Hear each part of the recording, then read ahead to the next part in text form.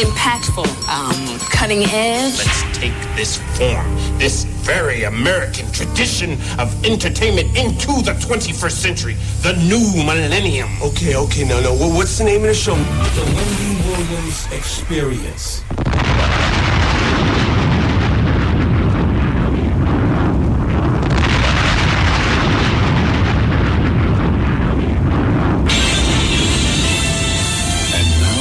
To bring you our feature presentation. Ladies and gentlemen, what you're here are about to witness, the greatest queen of all time. Okay, party people in the house. Turn it up, yo. Turn it up. This is it. Allow me to reintroduce this queen. From west to east. Just better get it right. Y'all know the name. Wendy Williams. Been in this game for a while. I hate to brag, but ain't nobody.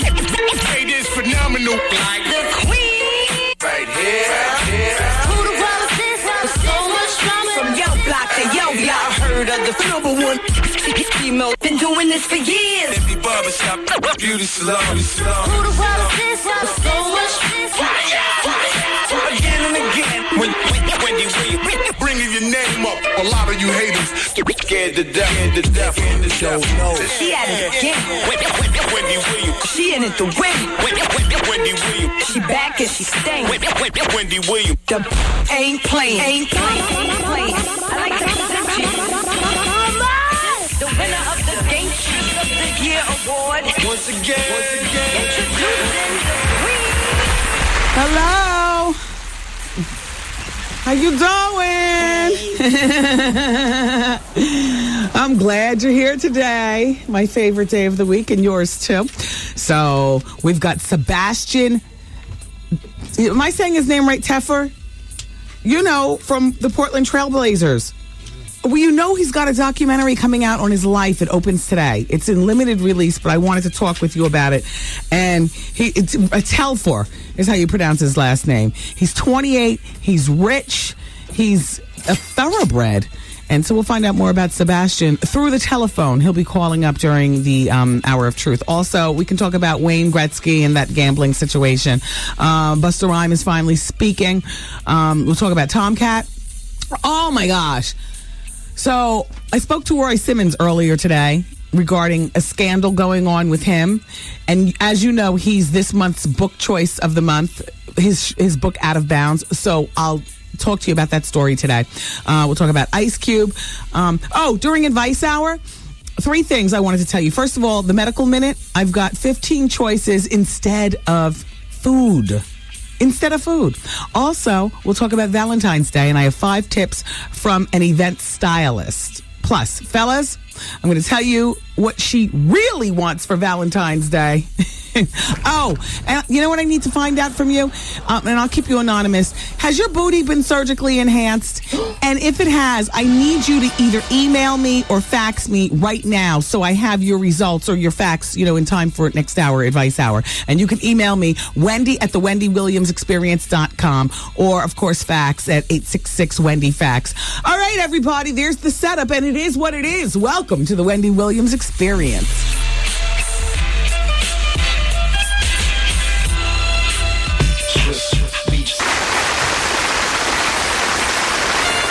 Ladies and gentlemen, it is with great honor and distinction that I introduce to you the queen of all media, Wendy Williams. There she goes. Stick your foot out. See what that tumble is like.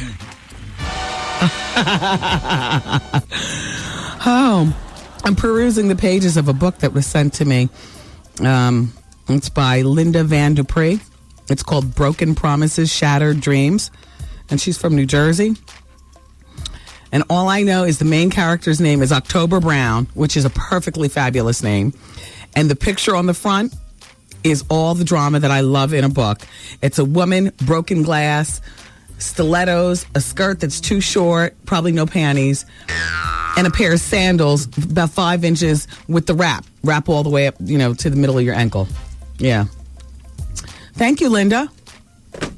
Perhaps I'll get a chance to check that out after I finish reading this month's book selection, Out of Bounds by Roy Simmons. So you know what happened with him? Because Roy participated in a Super Bowl once upon a time in Washington, D.C. with the Redskins. He played for the Giants and he played for the Redskins. Now, Roy is friend to the show. For those of you who weren't here the day he came on about 3 weeks ago. Or maybe 4 weeks ago now. Roy is the second NFL player to come out of the closet being homosexual, and then now he's HIV positive.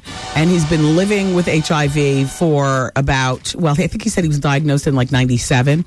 But he played ball all through, trying to play heterosexual, and really, he wasn't. He has a daughter and he has a wife, and he was hooked on drugs and the just crazy wild sexual escapades going on in the book, and locker room dalliances that he speaks of, and just how it was for him navigating his way through life as being a reflection of the most masculine thing that people seem to think of when they think of a man's. They think of a ball player, and what's more rough than football? Even basketball is not as rough, because your body and So the Super Bowl allows these former players who've participated in Super Bowls before access to everything Super Bowl weekend. The parties, the press junkets, the VIP, the so on and so forth. But most importantly, being that if you're retired from the game, but you've participated in a Super Bowl team before, you get like royal treatment status when you come back to a Super Bowl. Whether it's your former team playing or not. And they denied Roy everything. Yeah, they denied him everything. Wow. And so, Roy and his publicist, Jimmy Hesters, sent me the story. Now, as to whether they're going to be suing or not, we'll talk about it a little bit. I don't have this actual story right in front of me. I have it here on this pile of junk on my desk. We'll get to it. But while we're talking about sports, so yeah, Wayne Gretzky. And do you think that he will stay with, his gambling and allegedly and the sport? Or do you think he'll diss the wife to make it seem like, she was the one doing it? And now how superficial are we going to get now? Wayne Betsky is what they're calling him now. Yeah. And the Philly crime family. When I was in Philly, the only crime family that I knew of, and I was there for 4 years, but Joey Merlino and his Merlino faction just seemed to pop up a whole lot. Is he in jail? I don't know. Wendy, I was watching The View today, and they discussed Star Jones' ring issue within the first 15 minutes of today's show. She says she has a rash. She commented on how it's the talk of the town and how ridiculous. I know Star listens. Of course she listens. Star looks really good. Today, her head didn't look as big because now her cheekbones are showing. If she leaves the show, she will be missed. I do like when Barbara is there. Both times I went to the studio, Barbara was at the table. I've always liked her. Miss Star is looking good. Hope she keeps the weight off. Yeah. And that's from Kathy. This is the early crew. This is the start of the show crew. But towards the end of the show yesterday and through the bonus hour, I mentioned that one of the tabloids. I think I was reading from the National Enquirer because I do that here on the show. I mean, I do the same things you guys do. I watch Entertainment Tonight. If you don't get a chance to watch, I watch it for you. I tell you what's in the National Enquirer. You're too embarrassed to pick it up. Whatever. Anyway, so they were saying that there's a whisper that Star's days could be numbered on the show, that, blah, blah, blah, she's worn out her welcome, blah, blah, blah, blah, blah. And I was like, well, who would replace her? Who would replace her? I mean, quite frankly, when Star's not there, the whole entire show is boring. I do enjoy Joy Behar, but Joy, every day, I'm not watching that show. And as far as Barbara Walters, I love and respect her as a businesswoman. And I love and respect, her. Even now, if she still wants to go on and do stuff on 2020, whatever. I just don't like her talking to me in early morning coffee clutch chat. And I can't really explain what it is about her. My mother is maybe a couple of years younger than Barbara Walters, but I equate them the same. And I'm like, well, maybe, Wendy, you're just saying that you're not getting anything or no interest out of, one of your older sisters. And that's not it at all. Like if I didn't know my mother, I'd be thoroughly annoyed yet interested in what she has to say, and I want to be her friend. But for some reason, and many of my mother's friends too. But for some reason, Barbara Walters just does not do it for me. She doesn't do it. I executive produce the show and be there very little, like I've noticed, which I love.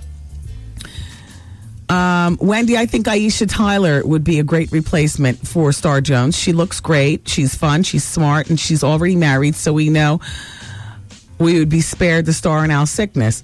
Why don't you like Aisha and think she is played?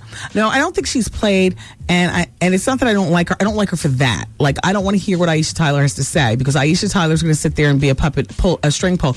And one thing that I do have to say about Star Jones is that Star speaks her mind. Sometimes to a fault, but I do too, and that's part of, I guess, what we love about Star. Like, she doesn't care that she's married to a queen, you know. She's going from 0 to 60 to the wall, talking about her love for that man, and she knows what we all say and what we all think about that ring being missing. And what brash smash, please, at least in my mind. But Aisha Tyler wouldn't do that. Aisha is too much of the Hollywood. I don't want a Hollywood game player being there. I want somebody who's going to be real. Otherwise, don't waste our time. Keep Star. Don't get rid of her. I mean, we talk about her, but she's the reason that a lot of us watch.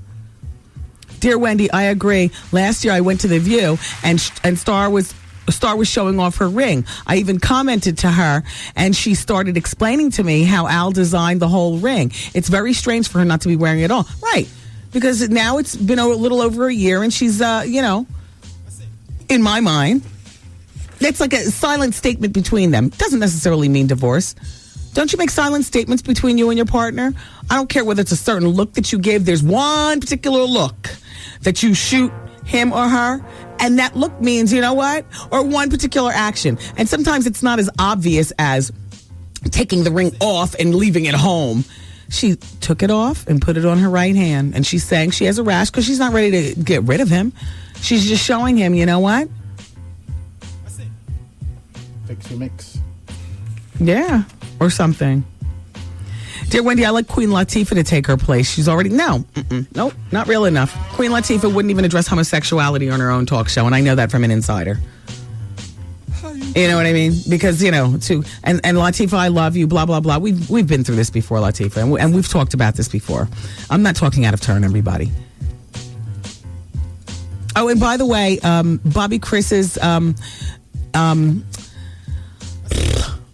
MySpace... She wasn't, I told you that I had that, and I said it like 2 days ago that I had her MySpace. I wanted to read it to you.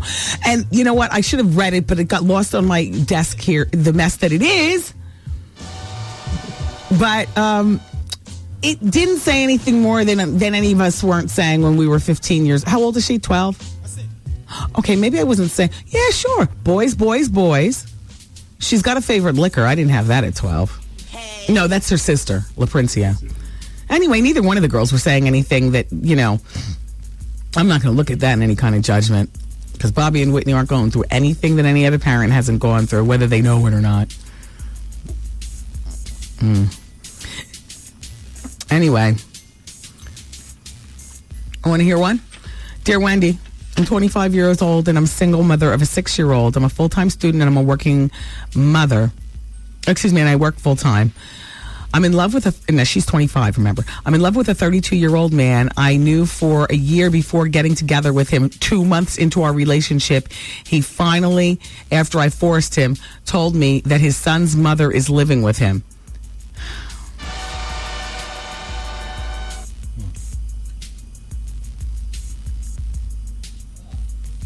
Wow. I've never been to his house, never seen where he lives. I recently told him that I wanted to meet her, and he said it would be uncomfortable. So what the hell kind of questions is he hiding? What is he hiding, Wendy?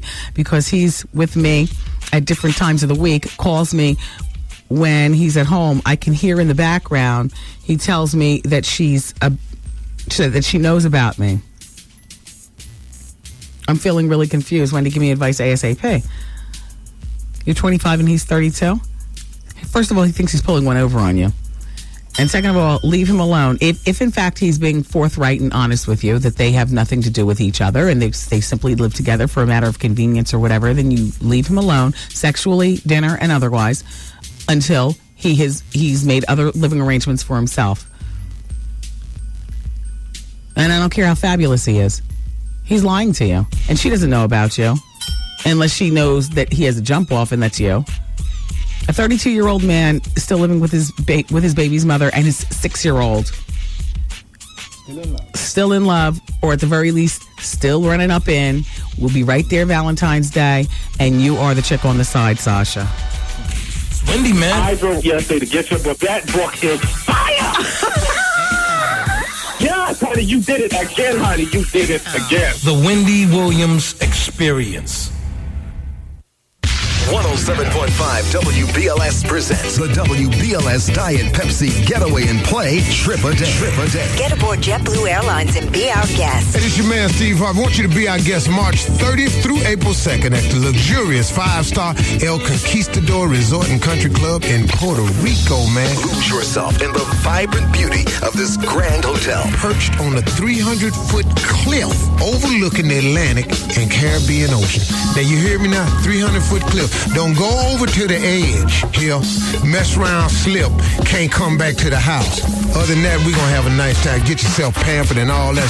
Join us on the 72 Par Arthur Hill Golf Course with stunning ocean views, Puerto Rico, for the Steve Harvey Celebrity Charity Golf Classic, and dance the night away at Wendy Williams Fiesta Caliente out on that island. I can't say the name of it, but it'll be the one over there that Wendy and them on. Listen to the Steve Harvey Morning Show each weekday morning at 7:15 a.m. He'll let you know when to call in to win. Be the correct caller and pack your bags. Presented by Tyler Perry's Medea Goes to Jail, back at the Beacon Theater May 9th through May 14th. Come on, y'all, let's go to Puerto Rico. The WBLS Trip a Day Getaway. For more info, log on to WBLS.com. Courtesy of Diet Pepsi, light, crisp, refreshing, and the station giving you fun in the sun.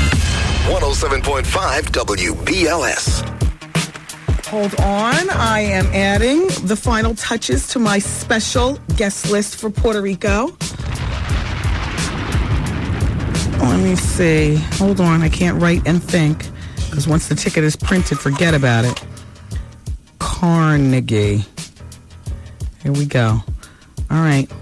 I think that's it. My list is made. My bags are packed. And I'm ready to go. Oh, that's right. You coming to Puerto Rico, Hollywood? Oh, if you ask me, yeah. Trevor Sims, he must be there. That is my head of. You got to be there, because if the microphone crashes, what's going to happen? There you go. Taryn can stay with Goose. No, wait. Taryn needs to go. Wait, I already talked to her about that.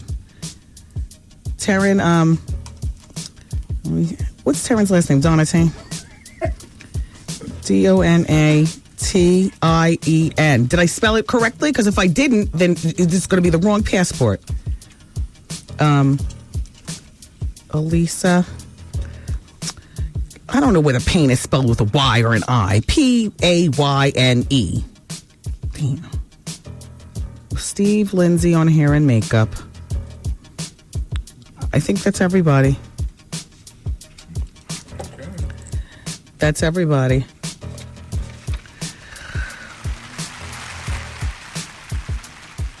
I'm going to give you guys the telephone number. Stuff to do. Yeah, stuff to do. So there we go. Anyway, okay, and that's just me. I don't know, you know. Exactly. But that's me. That's my squad. 1, 2, 3, 4, 5, 6, 7, 8, 9. That's right. That is my posse. That's who I'm rolling with to Puerto Rico. Right. That's something else. I need all those people to help make me function down there. All those parties and stuff. I'm going to need to be propped up to the microphone after partying all night. Puerto Rico is going to be so much fun. All right, what's the telephone numbers? I'm sorry. Okay, 888-212-4534. So I'll see you in Puerto Rico, too. This hour of the Wendy Williams Experience is being brought to you by the New York Lottery. Mega is over $100 million tonight. And I'm still not going to play. All right, line number 1. Portia's there. She wants to know what to get her. I don't think so. Oh, good, because she wants what to get her Valentine for Valentine's Day. Yeah. We're going to talk about Valentine's Day during Advice Hour. Is Vaughn on line number 2 then? Hey, Vaughn. Hey, Wendy. How are you doing? Good, thanks. Now, all it says is that you're 19, you're in D.C., and you have some good news. Yeah, I actually moved to Nashville, Tennessee, but I knew you would know me by Vaughn in D.C. I just want to say thank you so much for these last couple months just talking about relationships out of bail. Wendy, I finally got the dream that I wanted. I'm working at Artemis Gospel Records. Wow. And your story has just inspired me to keep going, get the strongholds and the bondage out of my life. And I just want to thank you so much for being who you are. And I wanted to give you an update on where I am. Yeah, so you packed your bags, you went to Nashville by yourself? Yes, ma'am. You left life behind because you're going to pursue your own happiness. Yes. Exactly. Good for you. Thank you so much, Wendy. And now, how are you liking Nashville? I love it. The city is really nice. There's a lot of how you doing down here. Yes. Fresh really meat. Nice. I mean, Vaughn, you're 19 from D.C. Right. The city is yours. Well, Vaughn, I'm glad that you were able to release and move forward. All right, thank you so much, Wendy. You're welcome, Vaughn, and good luck there in Nashville. Now, you can still listen to us online, right? WBLS.com. Exactly, that's what I do. Isn't the internet great? Thanks, Vaughn. Bye-bye. Line number 3 is Sonia.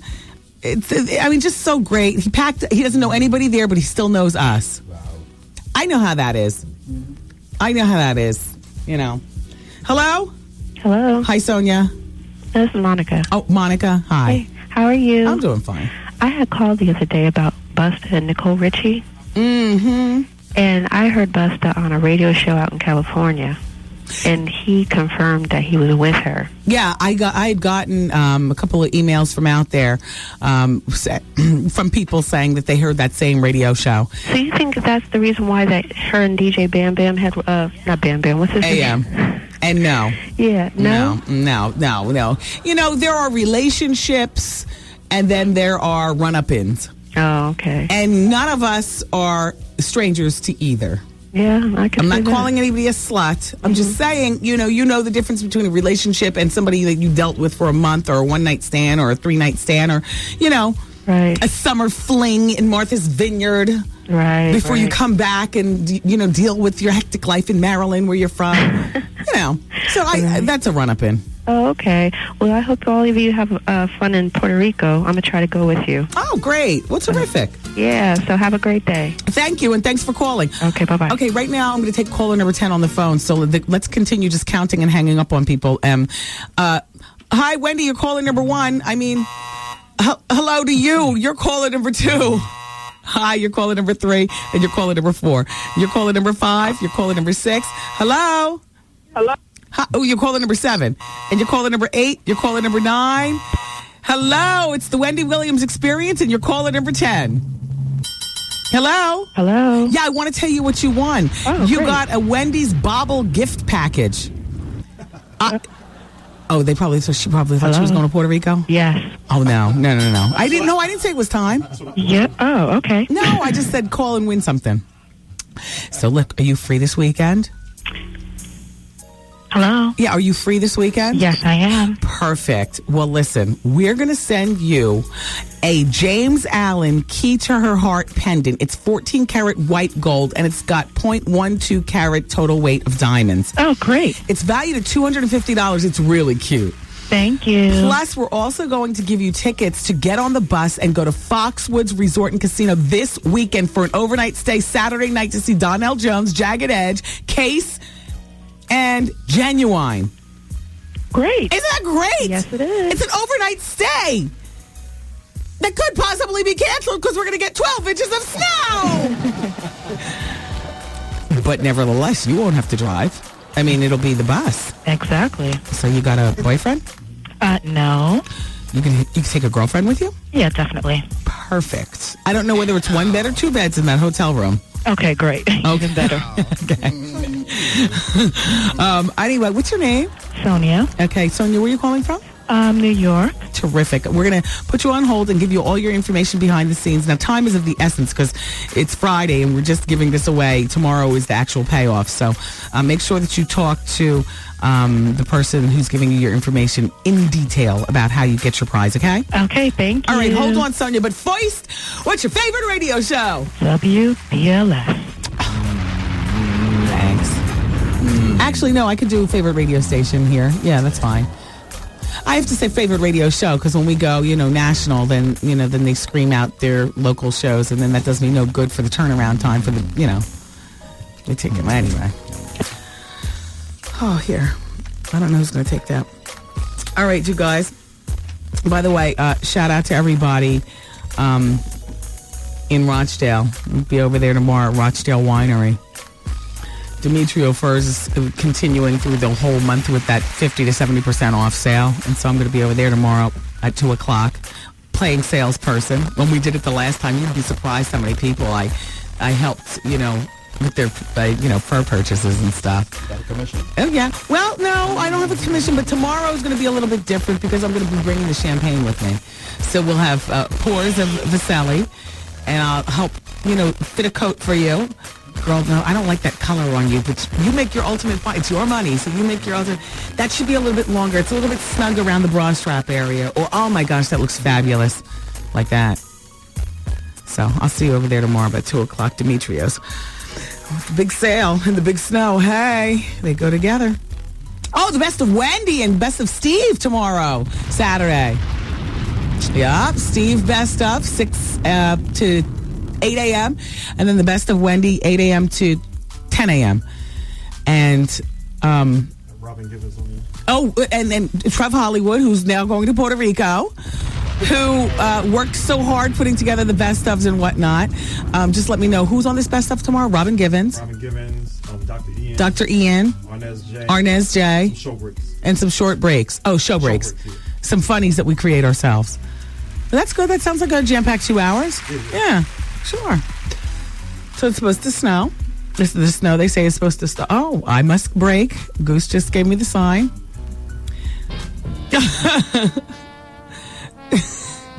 Yeah, I'll be back in a few moments, everybody. It's 107.5 WBLS.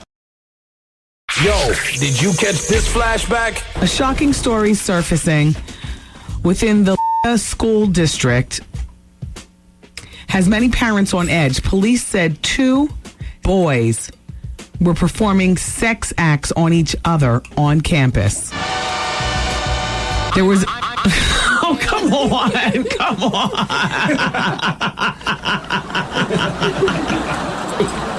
How you doing?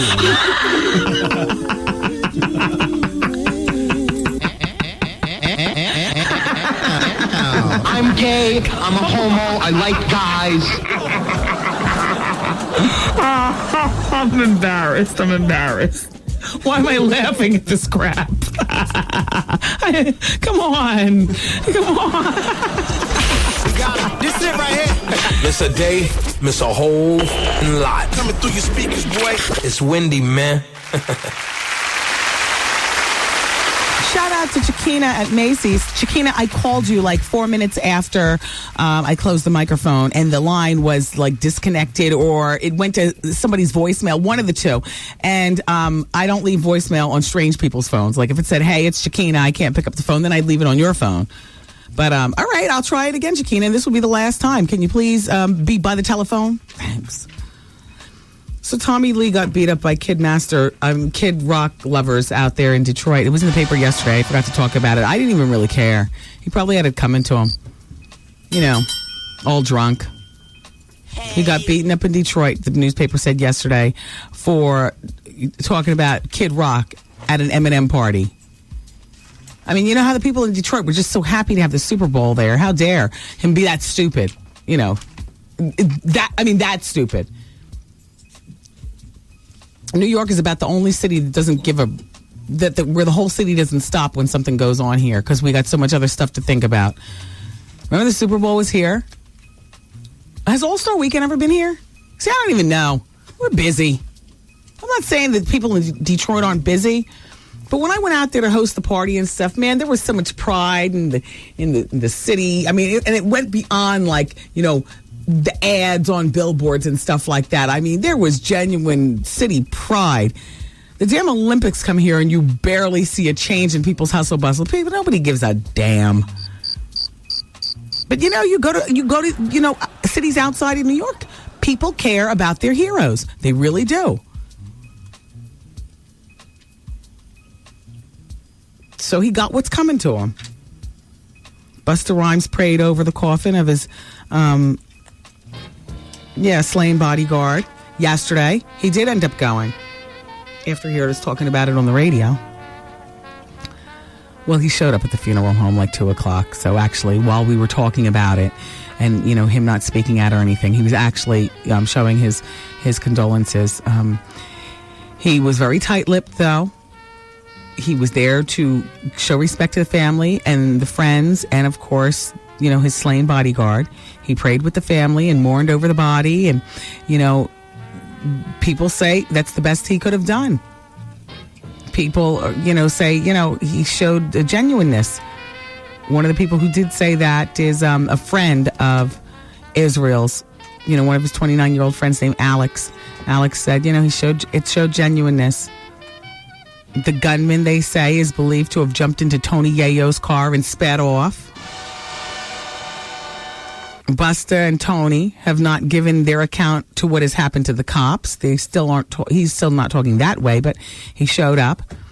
And the police commissioner of New York, Ray Kelly, is hoping to interview Busta about the shooting. But the police are also fearing that the rap code of silence, their blue wall, will, cancel out all talks. You know what I mean? In the meantime, Israel Ramirez's family originally had criticized Busta for not talking to the police more about the shooting, but after he showed up there at the wake and spent 40 minutes chatting with the family, and, that's it. His sister Rosie says, here's the quote, "He was very sincere. He talked about what my brother was like. He said all the beautiful things that we already knew, but he said them in more detail.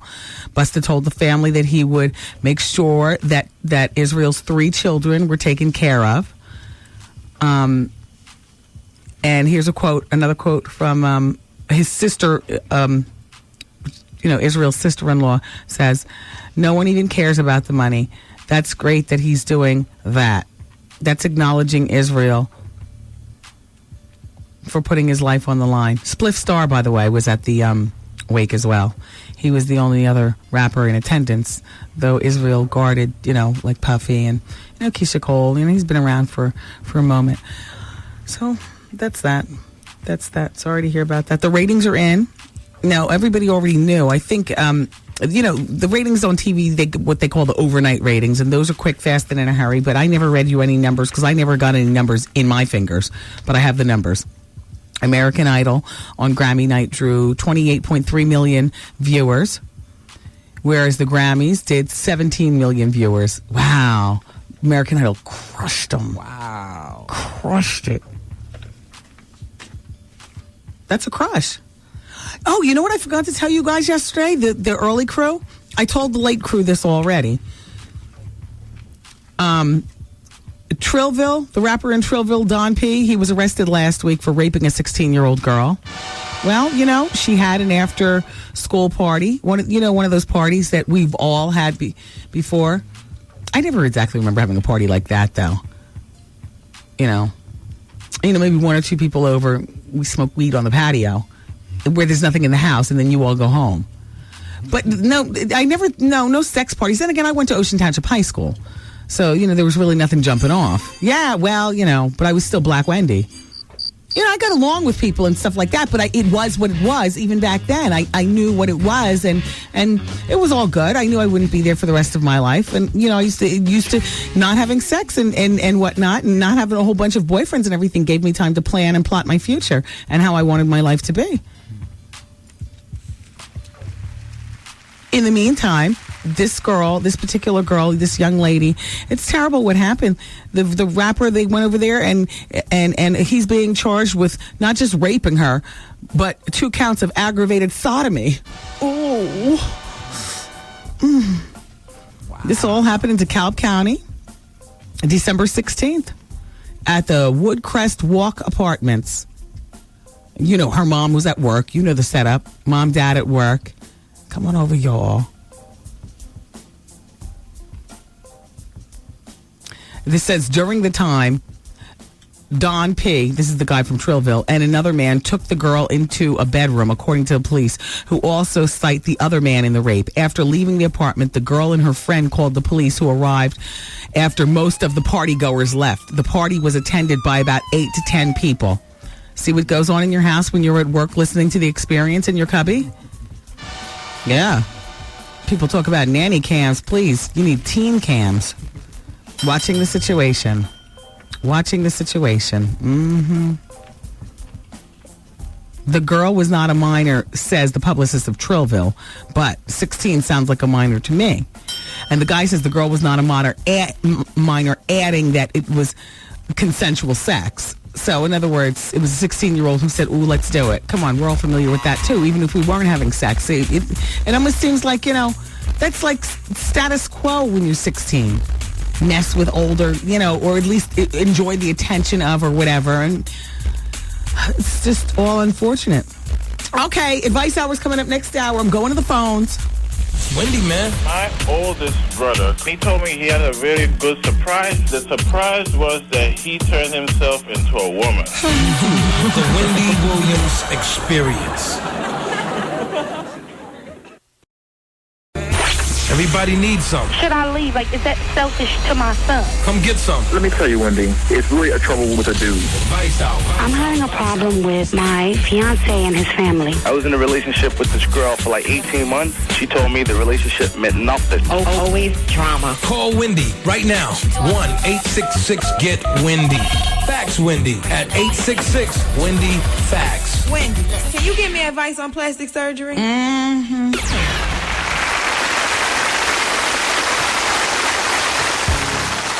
Alrighty, everybody.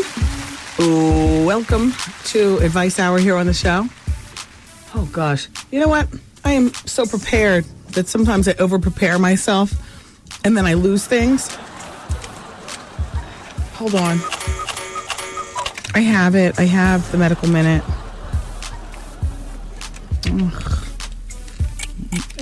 No, please. Now I'm feeling rushed, so I'm going to have to go to the bathroom.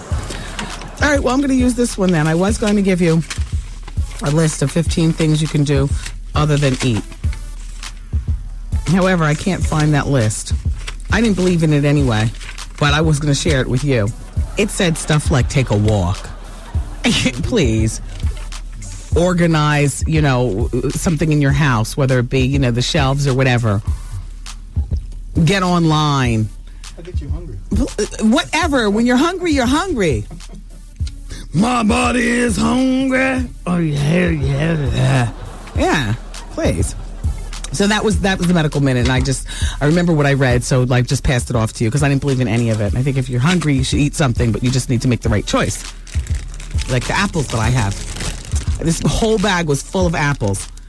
There are 3 servings in here, though. The whole bag is 70 calories per serving, 210 calories. The whole bag of apples. And see, this will last me the entire shift. Then I'll go home and eat the Twinkies. Wow. Anyway, that's the medical minute. You didn't even play the medical music. It's okay. Keep that going. Dear Wendy, I didn't get anything on the booty injections, but Taryn hasn't checked my emails since then. This girl goes on to say her name is Dee Dee, and she says, Wendy, I'm your biggest fan. I have a question for you. I would like to know how to get a bigger rear end. I've tried back shots with my husband, and that doesn't work. I have hips, which makes my butt look big in the front, but from the back, I disappear and disappoint. Ow. Are there any injections that can help me that you can recommend? Thank you, and I wish you success. Oh, here's Taryn with the emails. I'll be able to share with you maybe somebody, because I originally asked at the top of the show if you've ever had your, booty surgically enhanced, let me know. Email me. So I'll look at these and maybe I'll be able to get something before the hour is over. But, what I would say to you is, why don't you go ask a plastic surgeon? It doesn't even sound like you're serious about your question, but if you are, go talk to a plastic surgeon about butt enhancement. I mean, I know what you mean when, you're coming forward and you look one way and then you turn around and you look the other way. And I just don't even ignore this back here. Like, I have on leggings today with a short T-shirt. I know it's a big old flatsy, big flat, wide flatsy. I just ignore that back there. I don't care. I don't know, butt enhancements, and this is coming from, somebody who believes in plastic surgery. It just sounds way too dangerous, like way too much. But I'll keep my eyes peeled on the emails. Thanks. Oh, by the way, was anybody here listening last hour when I read the email that I got from the woman who's been dating the guy, and he has a son, and he recently told her that he lives with his baby's mother and the son? And she says, well, why can't I meet them? And he said, I think it'd be all too complicated. Well, guess what? The baby's mother listens to the show, and here she is on the facts.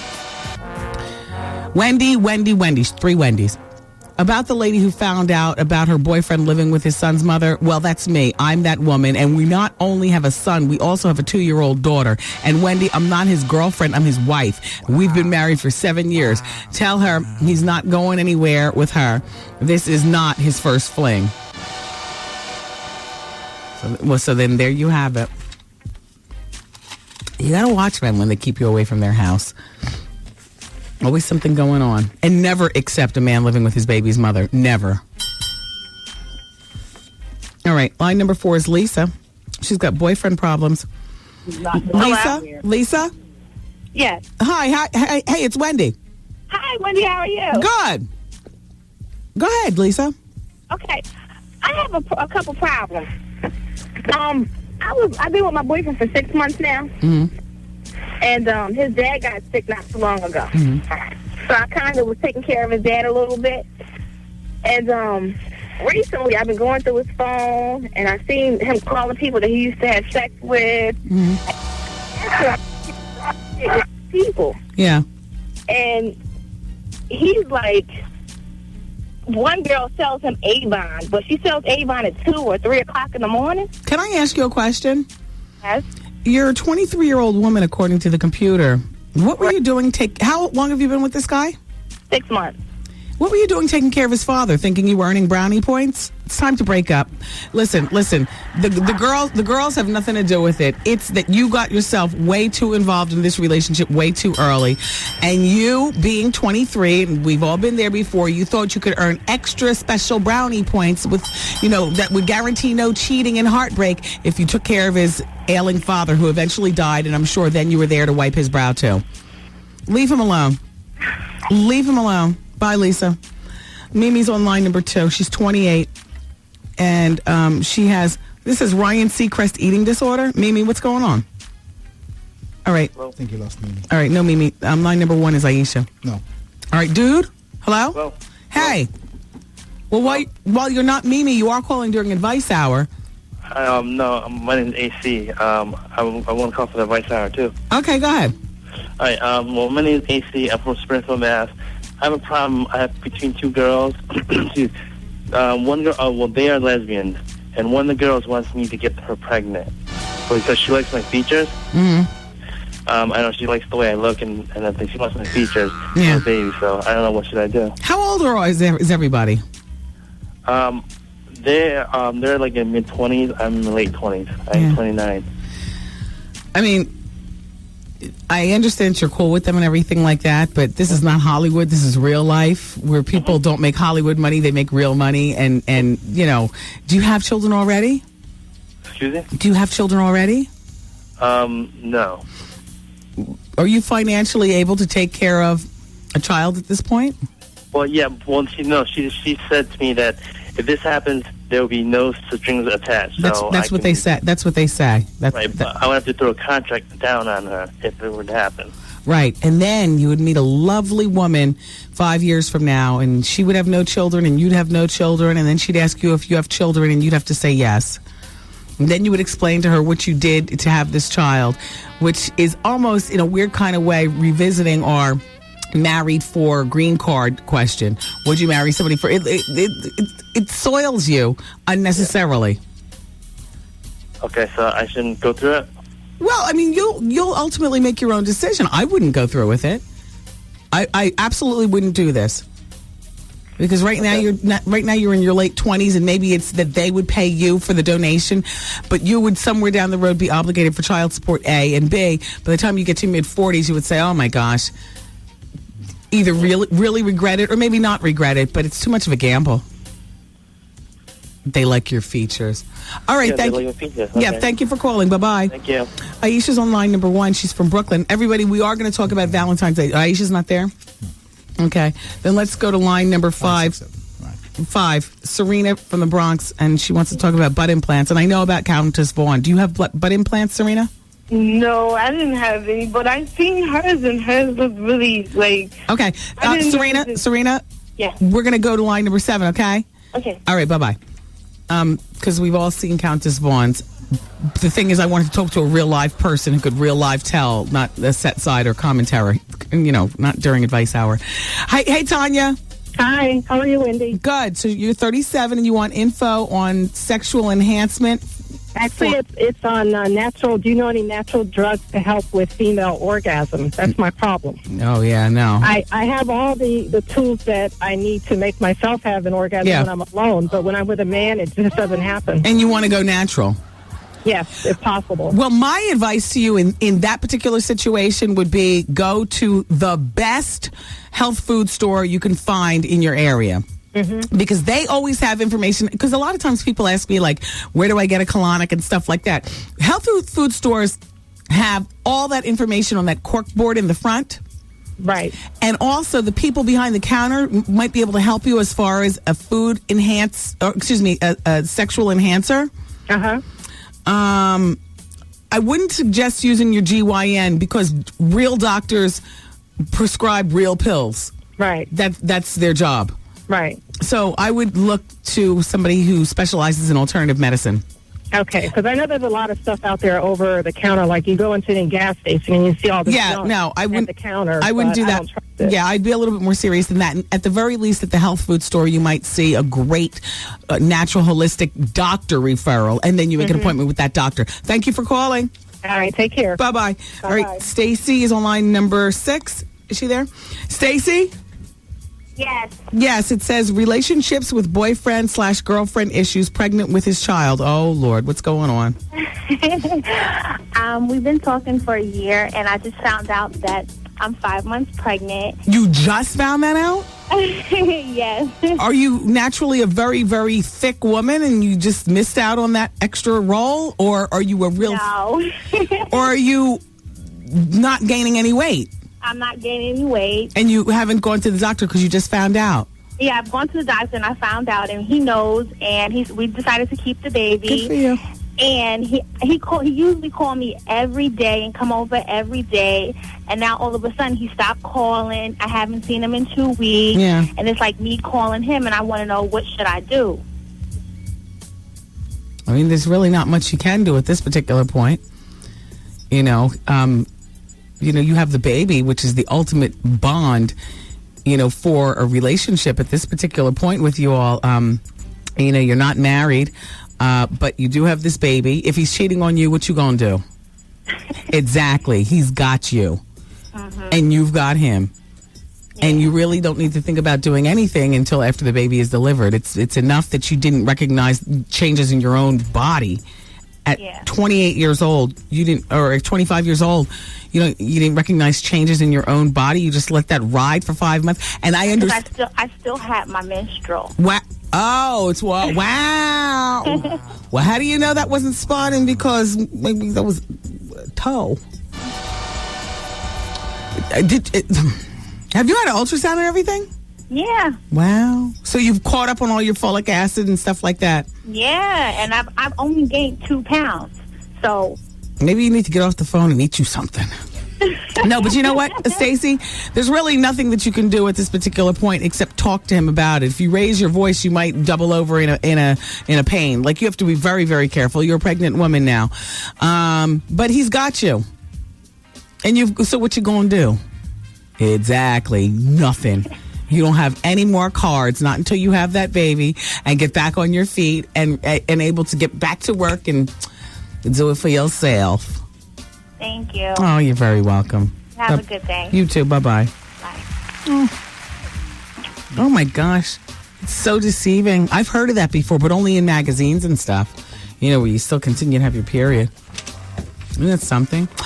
Okay, so coming up in our next break, I wanted to talk with you about Valentine's Day. I've got 5 tips from an event stylist who does things as big parties and as small as giving suggestions for you and your man or you and your woman. So I have 5 tips from her. She emailed them to me earlier.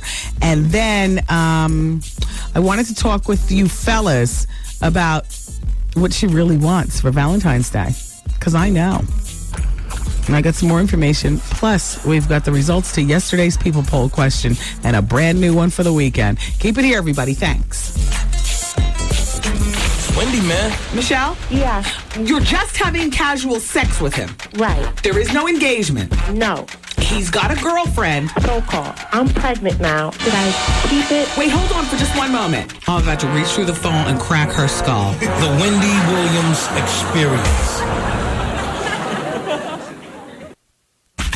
107.5 WBLS presents the WBLS Diet Pepsi Getaway and Play Trip a Day. Get aboard JetBlue Airways and be our guest. March 30th through April 2nd at the luxurious 5-star El Conquistador Resort and Country Club in Puerto Rico. Lose yourself in the vibrant beauty of this grand hotel. Perched on a 300-foot cliff overlooking the Atlantic and Caribbean Oceans. Relax and be pampered at the Golden Door Spa, El Con's tranquil path to inner and outer peace.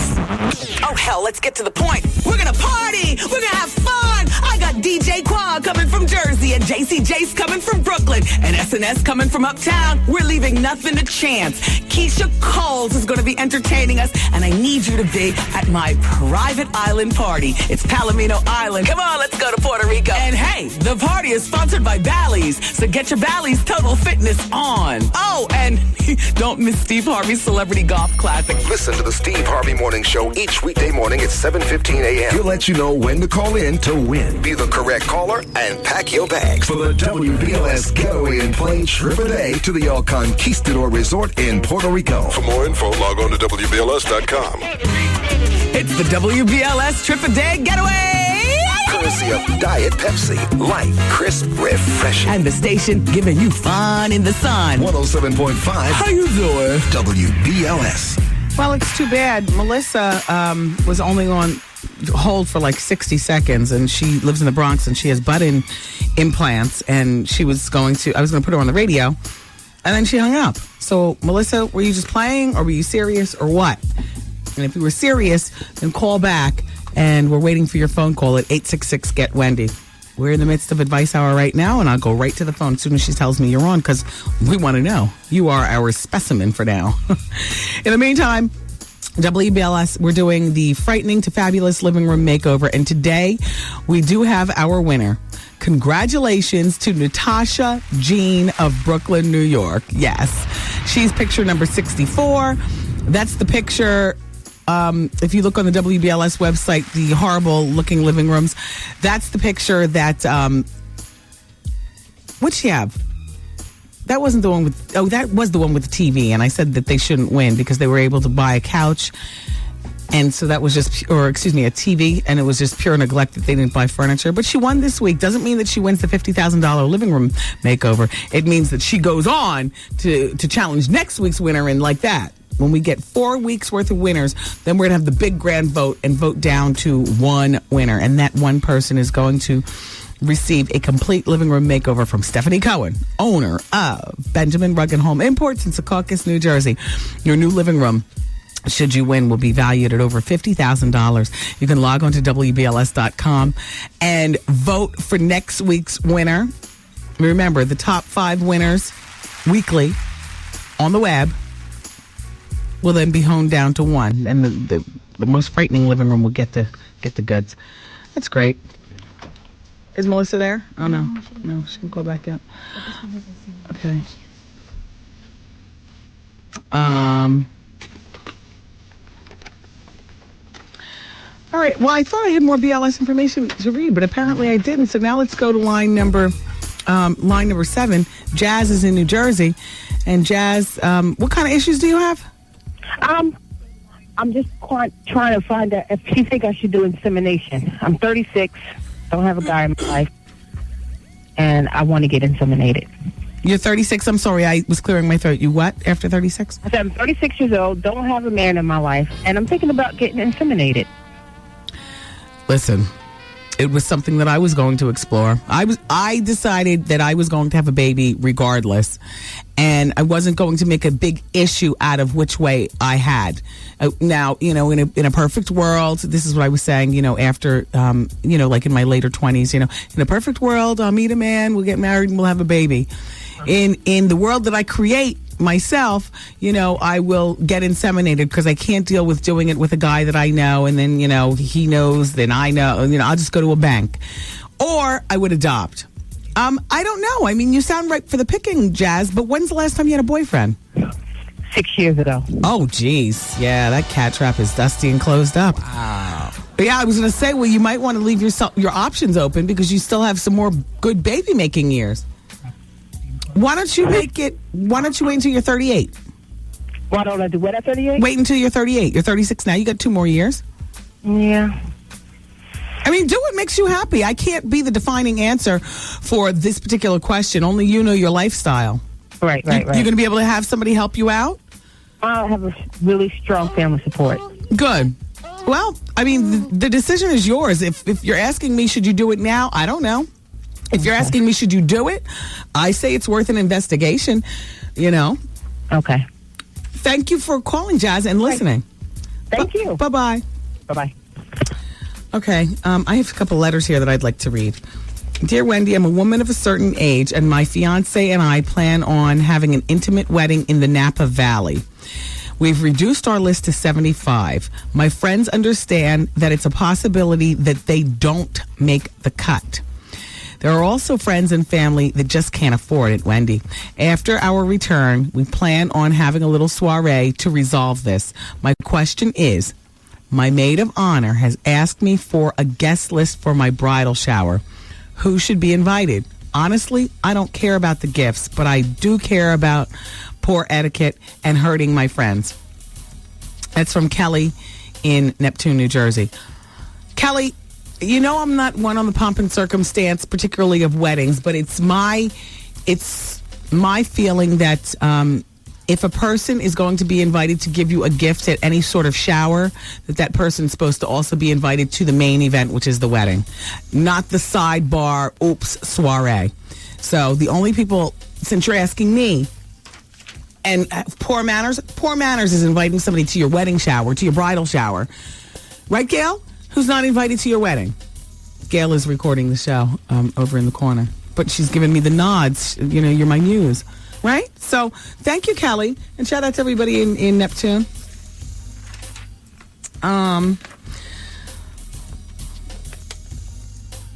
Relationship issues. Heather's on line number 2. Hello? Oh, all right. Well, D is on line 5. No, new calls. Okay. Well, no, then we won't go to the phone. I have one more to read, and then we're going to move on.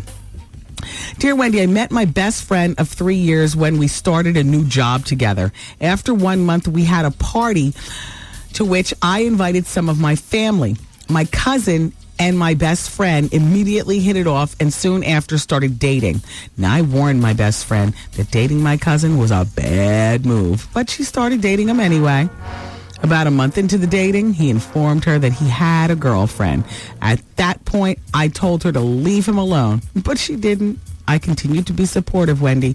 Over the course of the last 3 years, my friend has continued to date my cousin, and he continues to have a girlfriend on the side until a few months ago. Around that time, my friend became pregnant with my cousin's child. There have been continuous tension throughout the 3 years of their relationship, and I'm always caught up in the middle. Well, last weekend, my cousin's fraternity had a party that my sister and I attended.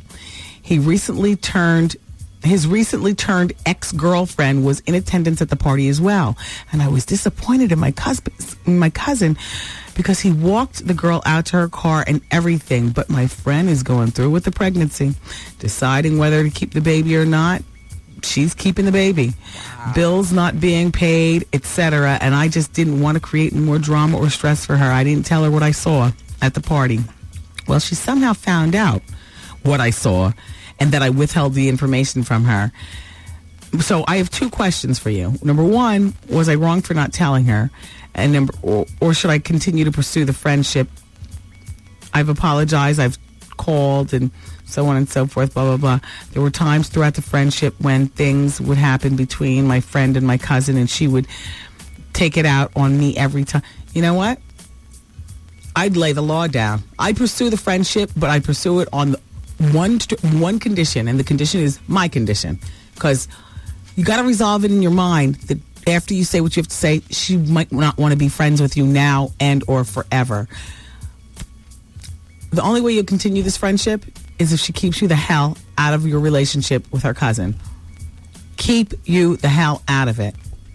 She won't be able to do that. So this friendship is over. Hopefully you'll be able to be a decent aunt. But as far as the friendship thing, that's a wrap. Or maybe you can somehow come to terms. I don't know. If you write it off as a loss, though, then you'll never be disappointed at her results. Right? All right, everybody, keep it where you got it. I got to go in the other room and record the On the Down Low and a couple of LA weight loss commercials for Philly. Yeah, I don't just LA weight loss in what does that say? Harlem Hospital. Oh, wait. First, I have to tell you about Harlem Hospital. No, of course not. Oh, yes, here it is. Oh my gosh, I have to talk about St. Ives too. Tomorrow is February 11th. From 10 a.m. to 5 p.m., Harlem Hospital Stroke Initiative will be going down. It's free to the community. Go there and get your screening at the Salvation Army Center. That's in Central Harlem between 136th and 137th Street at Lenox Avenue.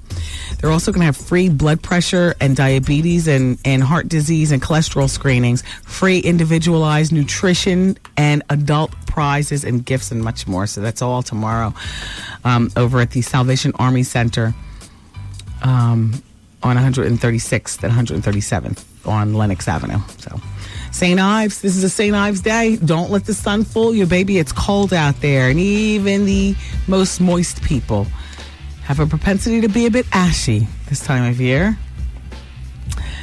This is the time of year that you need St. Ives 24-hour moisturizer. Boy, oh boy, I'm going to tell you, it's the best invention. You put it on in the morning, it stays on until you take your clothes off at night. That's it. It contains retins. I don't want. Why do they give me the scientific formula? It contains something good. It's not greasy. You put it on, it absorbs real fast. It's great. St. Ives. It's St. Ives, and I love the title of the lotion. It's so simple. It is what it says. 24-hour moisturizer. That's it. And guess what? It's affordable. And St. Ives happens to be an official sponsor of the U.S. Snowboard and ski team. All right. So we shall move forward and continue with Advice Hour and Valentine's Day talk coming up next on the Wendy Experience. I'm here until 7 on BLS.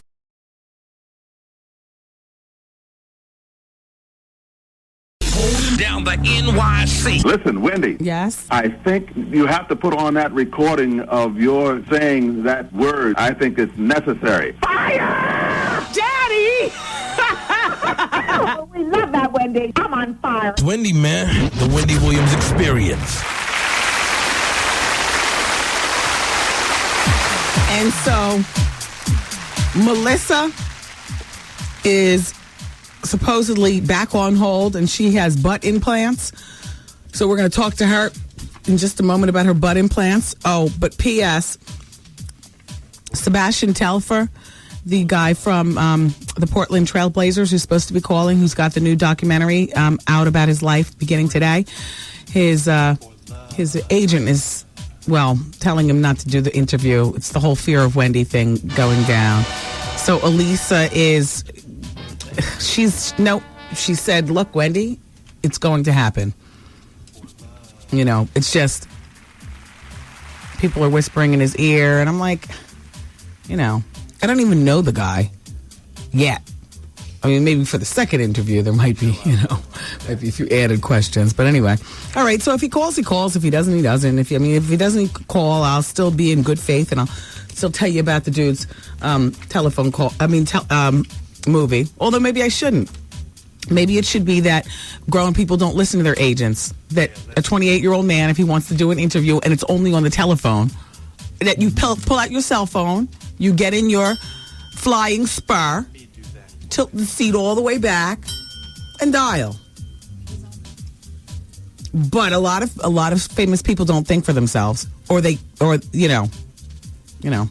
I hope he's one of them. I hope he does think for himself, Sebastian. We'll have a fun talk. Yesterday's People Poll question was, has your best friend ever hit on, had sex with, or engaged in any kind of inappropriate behavior with your mate? 22% of you all said yes. And 78% of you said no.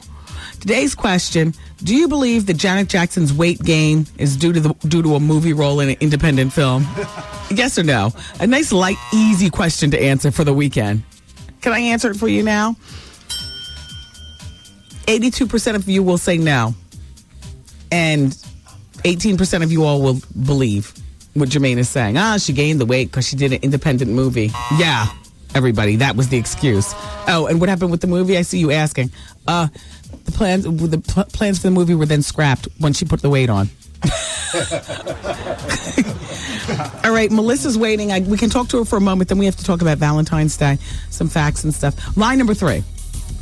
Hey, Melissa. Yes. You have butt implants. Hello? Yes, Melissa. Hi, it's Wendy. Hi, Wendy. How are you? Good. So do tell, how long have you had your butt implants? About 13 years. And they're not implant. It's actually silicone. Oh. See, they've been doing that for a long time. So they use the same material that they make breast out of to do your booty. Yes.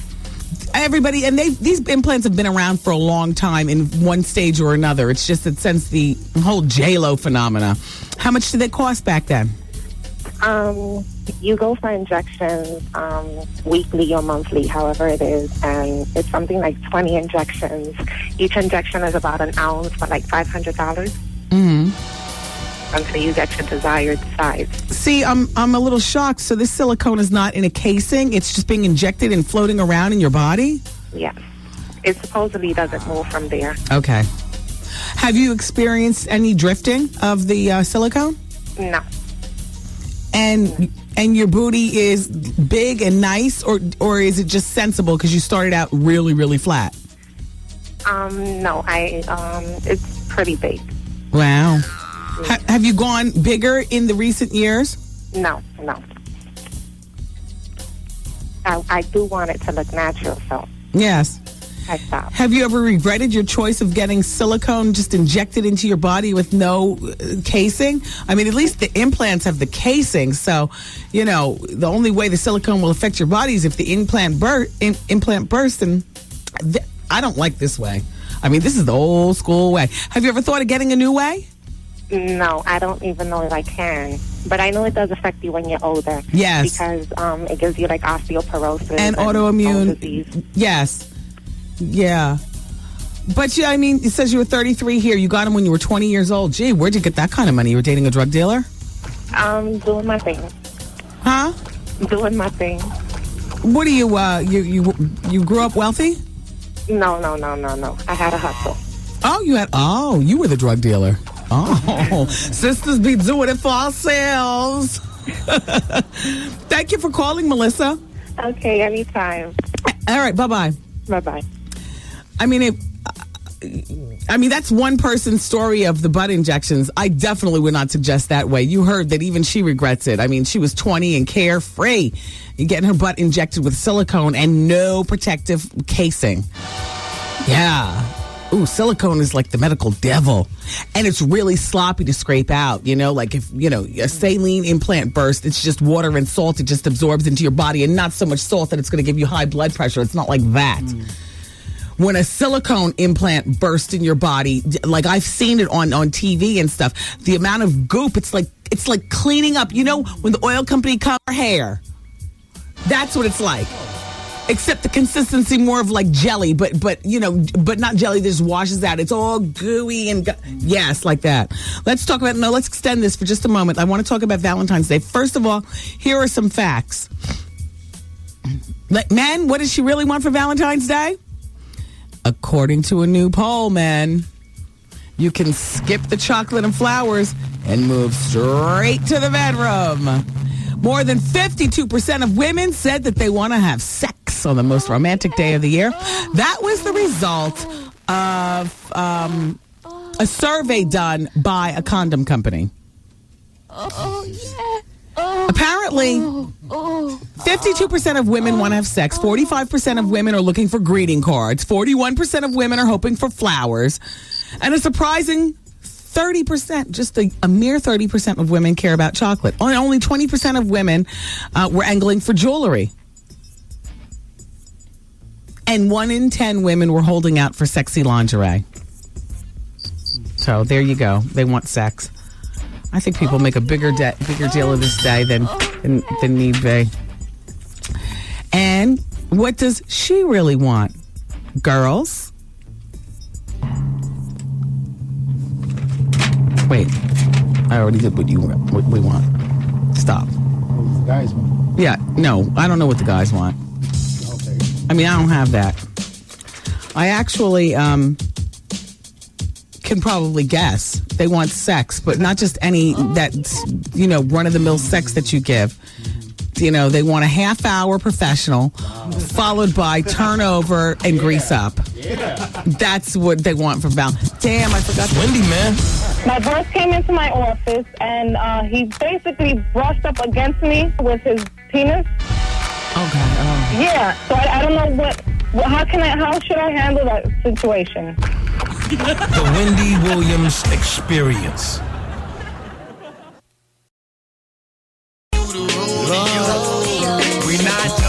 107.5 WBLS, New York. Let's take some calls from the request line.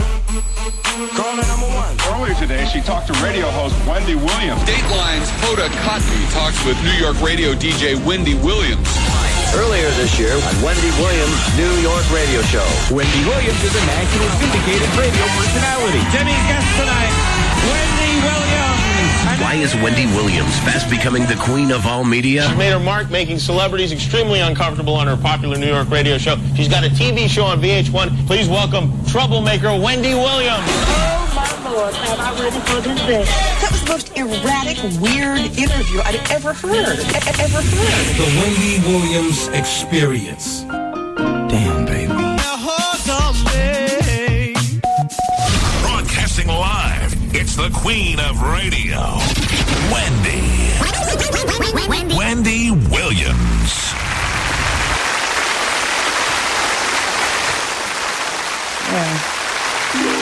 I got a really, really efficient way of communicating with Mrs. Lopez now. I am so excited.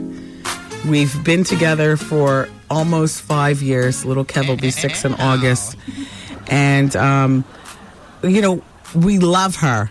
And the best way to communicate is through smiles and hugs, like that. And thumbs up and, stuff like that. Or showing, like I can never talk on the phone and actually say.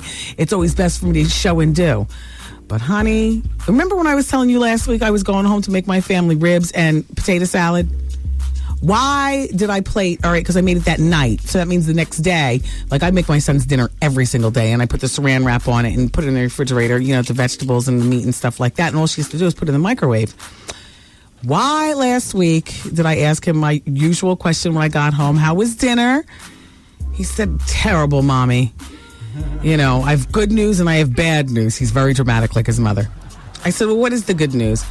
He said, the green peas, and the ribs were good, but the potato salad was not good. Mrs. Lopez put it in the microwave. I said, what? Oh, my gosh. Put the whole, she should have taken that off and put it on the side. I like to plate it so it looks nice, but then you take that. Anyway. And so this is what I've been dealing with. Like, we love each other. We love each other. And we just get a big, a big laugh out of everything. But, So now Jessica. You speaking Spanish? Yes, and one of our interns, and Gina too. And so I wrote down a bunch of stuff that I need to know how to say, and cue cards. And now I'll put the cue cards on the cork board, so that she'll understand everything, whether it's do not touch. I've had medication thrown out before. Fortunately, it hasn't been anything like painkillers where, the pharmacy doesn't give you another one because they think you're a drug addict. Or, like thyroid pills, but stuff like that. The wrong cream used for the face instead of the body. Fortunately, nothing terrible happens. It's nothing like that, but it's just like little things that, after 4.5 years, either I need to learn how to speak or she needs to learn how to speak and neither one of us are budging. So now I got my cue cards. I can't wait to get home and set up my cork board. Anyway, so Sebastian Telfair, I'm not sure whether he's going to be calling or not. He's 20 years old, though, and there's a new documentary being released on him today. It's called Through the Fire.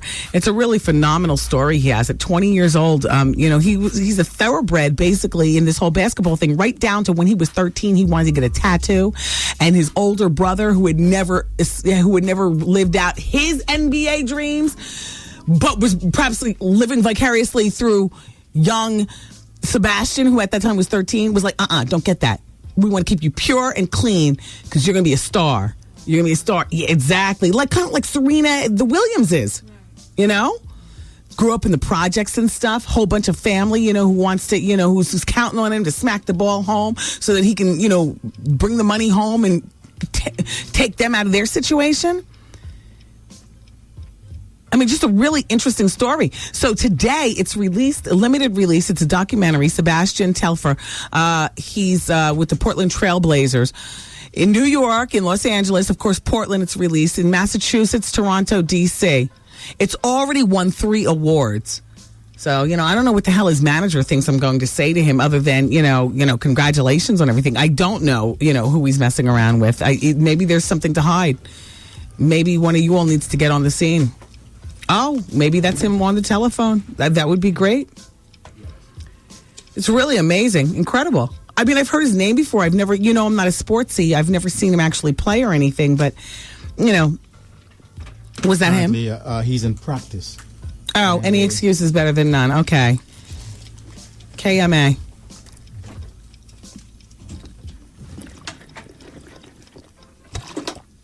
So then let's move on. I just pitched his thing. I just told you guys about it. I shouldn't hold it against him, right? I should hold it against his managers. Because well, he's a 20-year-old man. You know what I'm saying? You got your own cell phone and you got your own, you know what I mean? Whatever. Puppet. Rich Puppet with a new documentary out. Puppet. Puppet with a $90 million sneaker deal from Adidas. Puppet. Wow.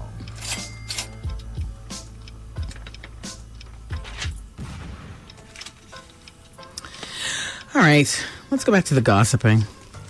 I'm a little aggravated because I feel as though not only did the manager pull a number, but now I've been absolutely lied to, like a bold-faced lie and like that. It's okay. It's okay. I understand. Look, I understand what, I guess why people might fear the show. I mean, I don't understand it, but I understand it. I mean, sure, we talk about people here on the show. It's what I do. But I bet you go on other shows and you do a lot of talking, right? Everybody's talking. You can go to griffinmd.com for butt implants. For what? Butt implants. You know what he's saying? For what? Wait, turn that music out. I can't hear. You can do what? Butt implants. griffinmd.com. What do you get there? Butt implants. He said butt implants. The first time he said it, the 2 T's were there. Butt implants. Big booty. The nominations for the 33rd Annual Daytime Emmy Awards were announced the other day. So The View and Dr. Phil and The Ellen Show and Regis and Kelly, they're all up for Outstanding Talk Show. And then I don't even watch soap operas anymore. Are they still on? Okay, well, As the World Turns and The Guiding Light in General Hospital, The Young and Restless, they all received 18 nods. Wait, that's impossible. Who cares? You do. The 33rd Annual Daytime Emmys. I know you guys care. You guys care. That includes the rewards for the game shows, Jeopardy and Millionaire, which is still on. The awards will actually be handed out on ABC at the Kodak Theater from Los Angeles, April 28th. And, oh my goodness, shout out to all of our radio brethren in New Orleans. So I'm understanding that thousands of people gathered at the Audubon Zoo, not for the wildlife, but for medical care. It's a 58-acre zoo there in New Orleans. It's about 5 miles away from the French Quarter, and it was the only site in New Orleans large enough to accommodate the week-long free clinic that has been going on there. There are about 500 doctors and nurses and medical professionals and volunteers who came, to help address medical needs since the crisis, Hurricane Katrina and Hurricane Rita. They say seven of the city's 16 hospitals are still closed, and tons of medical and dental offices were destroyed. Thousands of doctors with no place to practice and their homes destroyed. And so those people left town. So the zoo clinic, it sounds crazy to say, the zoo clinic was organized by the New Orleans Department of Health, and they've got some volunteers, and they're checking people over. The clinic opened on Monday and was visited by more than 5,000 people by the end of the day yesterday. Yeah. And oh, you know what? Tom Cruise. So here's what he's saying. That he wants a wife and a mother, not a career woman. So he's pretty much putting it up to her to have to choose. You know, at this point, what's she going to do? She can always buck the system, stay with her career, get his money, and she's still young enough to remarry. You know, in a case like her, it won't be difficult because it's Hollywood where, I made a comment yesterday about a 26-year-old girl who had 2 children, and she wasn't sure whether she wanted to stay with her man, and it was for a frivolous reason that she wanted to leave, and I asked her to list the reasons that it was good, and she was able to. And I said, "Stay with your man. You're being frivolous right now, and besides, it's gonna. You're 26 with 2 kids." Versus the next 26-year-old with no kids and perhaps, more to offer. Why do I always feel as though I have to be so damn sensitive to sensitive people? All I'm saying is a 22-year-old girl with 2 kids. It's not the rule. There are exceptions to this rule. There are exceptions. But a 22-year-old girl with 2 kids has, chances are, not gotten the same education as a 22-year-old girl with no kids. And perhaps doesn't have quite as much to offer to the relationship because the 20s have been spent raising the kids. You see what I'm saying? Struggling. And not only that, exactly, a 22-year-old girl with 2 kids, it's like, unless you are one of these Hollywood chicks with all this money, there was like not a whole lot. Except for maybe a beautiful spirit. And who wants that anymore? It's that beautiful spirit's dead. You want to see a beautiful body and a beautiful bank account. Or beautiful earning potential. And that's not always the rule. But, I'm just talking. Because if I was a 26-year-old guy, what do I want with a 26-year-old average girl? It's just like if I was a guy and I was looking for an older woman, or I happen to meet an older woman. She's 42 years old. She's got 4 freaking kids. What do I want for that? The exception, there are a few out there. Demi Moore, Vanessa Williams. You know what I'm saying? But look what you got to have in order to be appealing. Enough money for 25,000 nannies and $200,000 worth of plastic surgery. Hey, right? Am I lying or am I talking? I mean, there are exceptions. I got to email Wendy. Why did you tell that girl that at 26 she needed to settle for being? First of all, she wasn't settling. She had a stupid reason for wanting to leave her man. You know, she needs to stay with her man because she had a stupid reason for leaving. The other part of it was think long and hard about throwing away the relationship. Do you have money to support your kid? You know, you have to be methodical these days about leaving relationships. You can't just make a knee-jerk, decision to leave relationships. You got to plot and plan and stack your dough. You got to plot and plan and get your evidence file together. You don't just say, I'm leaving you in a heat. Hold your head. Focus. Planning your exit is as important as planning your entrance. Like, what would you like in a relationship? What would you like? Planning the exit from that bastard is just as important. Probably one of the most important things you do in your life is planning your exit. Maybe even more important than planning your entrance. I don't know. Maybe one is just as important as the other, but whatever. Anyway, he wants her to be a stay-at-home. I'm so bored with them. And we talked yesterday about Oprah's deal with XM Satellite Radio. I think that's terrific. They're already pitting Oprah against Howard. No competition. Oprah is Oprah. Oprah is beyond. Oprah is beyond. Oh, I mean, I love my radio brethren and all like that, but, radio is no longer just radio when you're on satellite radio. It's about who has interesting things and all like that going on. Howard is a one-man band. Don't nobody want to hear no damn Beetlejuice show, Angry Black show, and all like that. You know what I'm saying? Like, it's cute. Maybe the serious fans care about the runoff. But how many people want to hear Rachel Ray with a talk show? Maybe Dr. Phil with a talk show. A little sidebar talk from, the Gale show. Plenty. That's Oprah's flock. Anyway, I don't like comparing them. I just, want to acknowledge that Oprah has just, scored another deal. And I can't even get the first camera rolling over here for VH1. Shout out to my VH1 family. How you doing? More like, what you doing? Wendy, man. This show is crazy. Just make sure it stays broadcast right here because it's crazy. Everybody I know loves it, even my mother. The Wendy Williams Experience. Well, you know what? Thank you, Lisa Cameron, for clarifying. Because I know that Rochdale Village is like the second biggest housing project in the world next to Co-op City in the Bronx. And I did not realize that Rochdale Winery was different from Rochdale Liquors. But I'm going to be at Rochdale Winery. Hey. Tomorrow with my friend, the George Vaselli. The champagne. I'll be signing bottles and stuff like that. I'll also be over at Demetrio First tomorrow as your resident salesperson. Demetrio's on 30th Street in Manhattan. They're having that 50 to 70% off sale, which is going to be fabulous. I'm spending the day out amongst the people. I have a girlfriend in Staten Island who just had a baby. Going over there.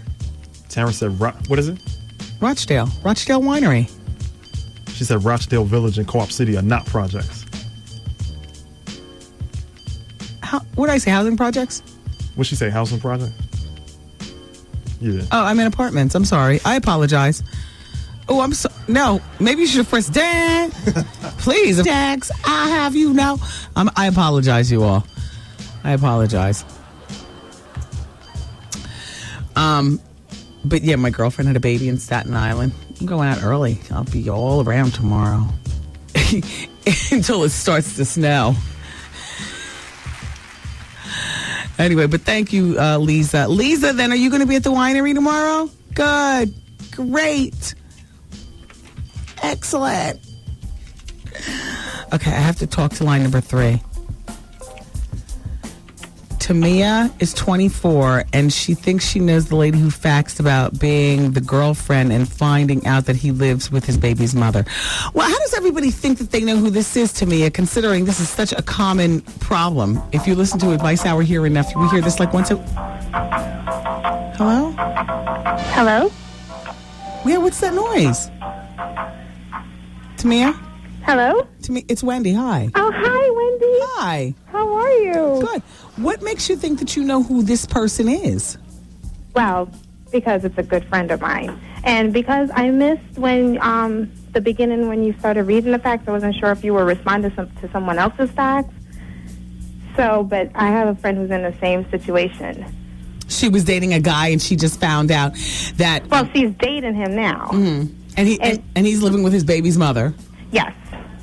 And she thinks that somehow they just live together and there's no sex? Right. Yes. She thinks there's no sex. She's asked to meet the girl, and he says no. He avoids it. Of course. Oh, your friend is being dumb right now. She'll get over it. So you think she should leave him? Oh, I thought you were just calling to inform me. I didn't know you were looking for advice. Of course. She's a dummy.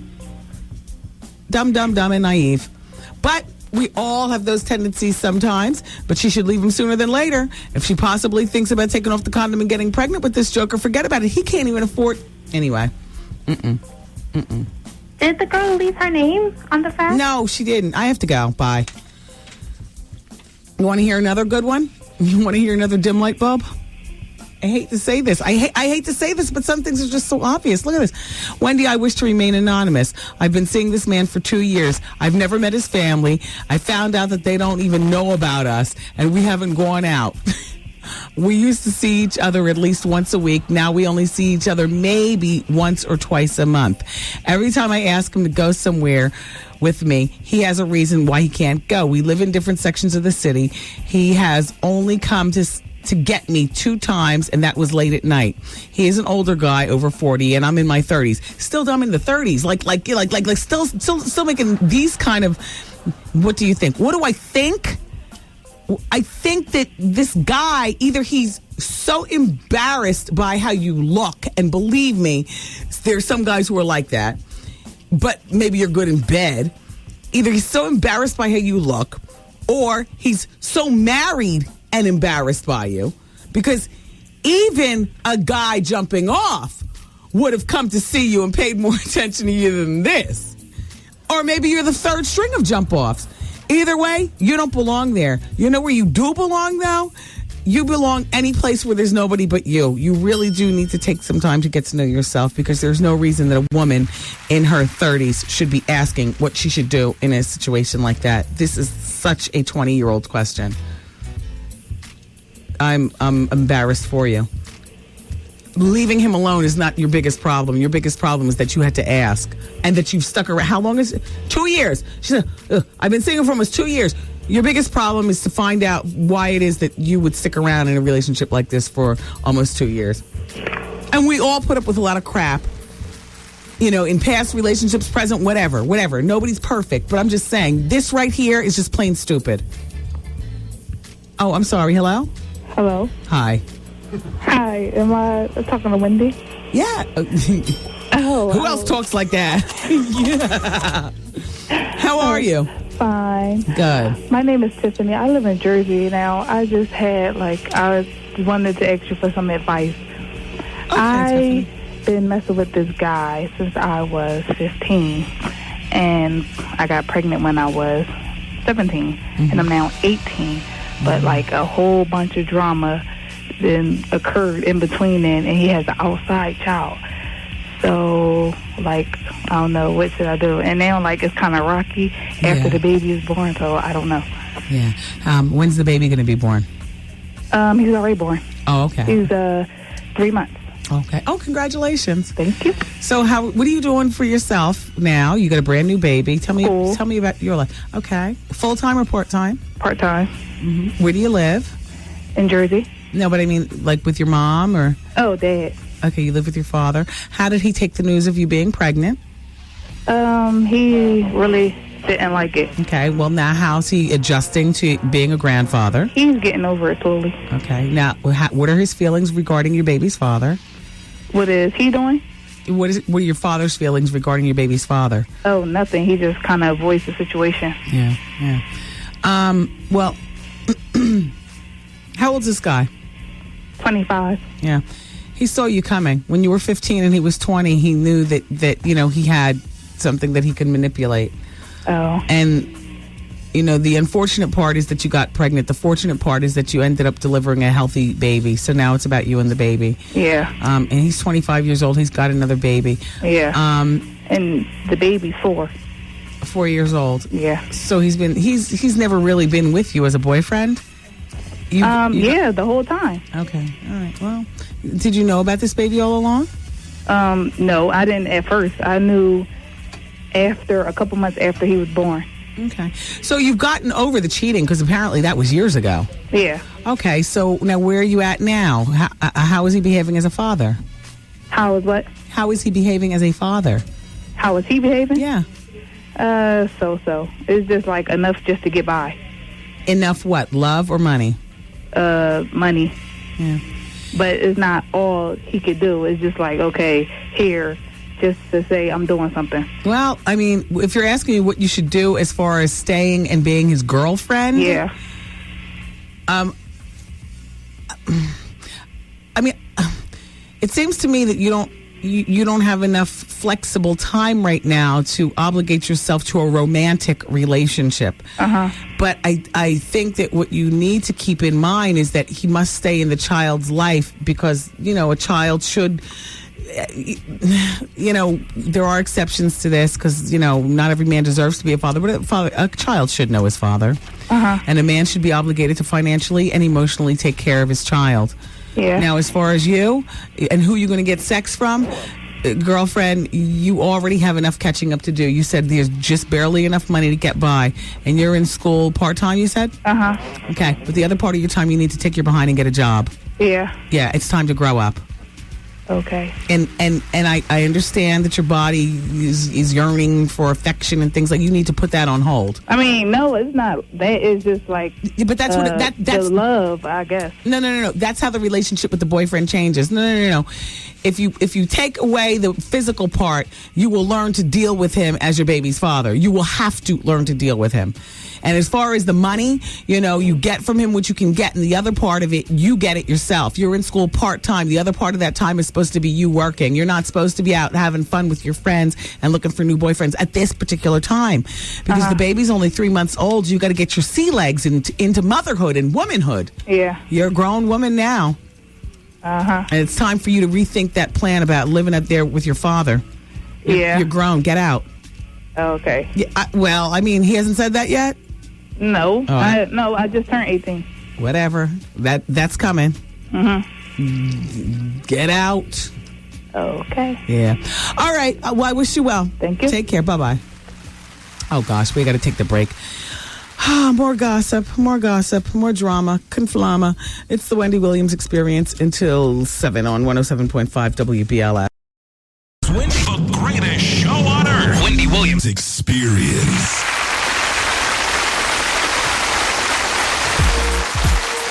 So, my friends, are you doing any elaborate cooking this weekend?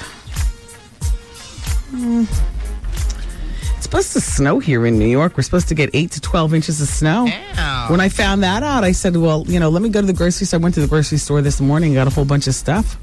Now I'm hoping we do get snowed in because the eating is going to be good. Dear Wendy, let your listeners know that if they have men in prison, there's a new website they can check out. They also have greeting cards to fit the situation, and they can check out the inmate of the month. Shut up. Gina, is she in here? Oh, wait. Oh, she's over there. Wait, no. Just, Goose, can you hit bidgreetings.com? Bid greetings? Bid, like I'm doing a bid. Bidgreetings.com. Congratulations to Kobe Bryant. Can't keep a good player down. I guess that's what they say because, Nike is capitalizing on that recent 81-point game. Making, by the way, and of course we all know this by now, it's the second highest total in the NBA history. Even I know that, and I'm not a sports fanatic. But last night during the NBA game, they debuted Nike's new commercial featuring Kobe Bryant. That's right. Marking his return to the company after the allegations. And that game and that commercial coincide with this coming Saturday. This coming Saturday is the release of Kobe's new sneaker that is featured in the commercial. It's called Zoom Kobe 1 sneaker. And the voiceover says, "Love me or hate me," for those of you who didn't see it. It's one of those. No, I just want to get to the inmate of the month, okay? Just get me to the inmate of the month. Let me check that out. Yeah, the man from the Jeffersons passed away. He played Tom Willis, married to Roxy Roker, neighbors to the Jefferson. He was 77 years old. Yeah, it's very, very sad. Franklin Cover is his name in real life. It's very funny. I never recognized that as being his. Is that the inmate of the month? Forgive me, Mr. Willis, for a moment. Let me just check out.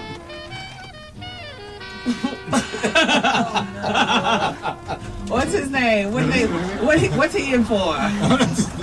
Did they say? September 7th was the day my life changed. My future came, blah, blah, blah, blah, blah. Me and my homegirl were driving around bored, and we decided to drive through a spot to see who was out. We passed the club, and mind you, I was driving. I happened to look to my right, and I saw a guy standing in the doorway of the club with a hoodie on. Uh-oh. I glanced at his face, and right away I noticed his facial hair and light complexion. I mumbled, "Damn, he's cute." Oh, wait, that's not the inmate of the month.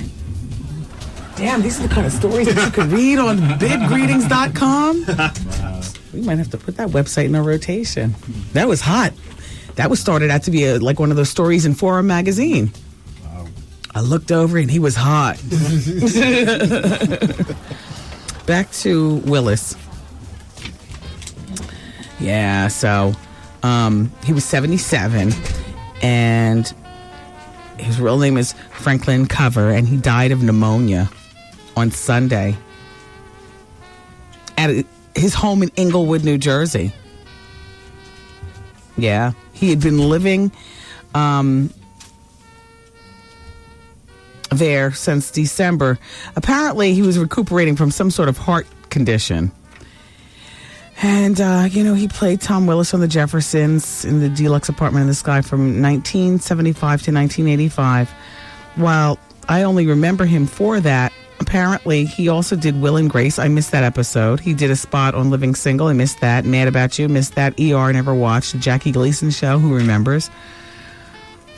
Yeah, he'll always forever be, Willis. You honky. Yeah.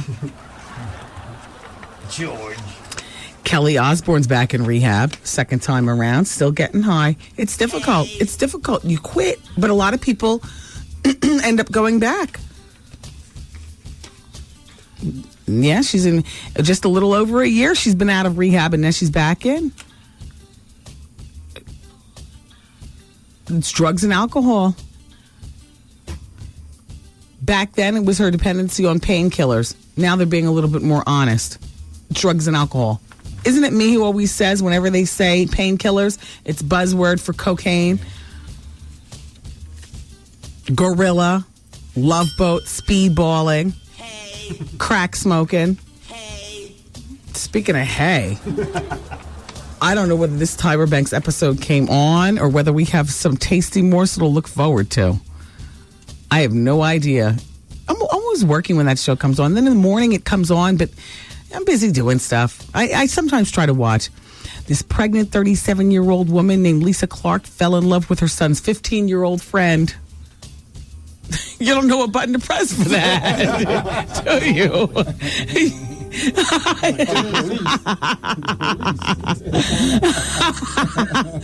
Well, can you imagine being 37 and falling in love with your son's nasty, grimy 15-year-old friend? You're like, Grandma.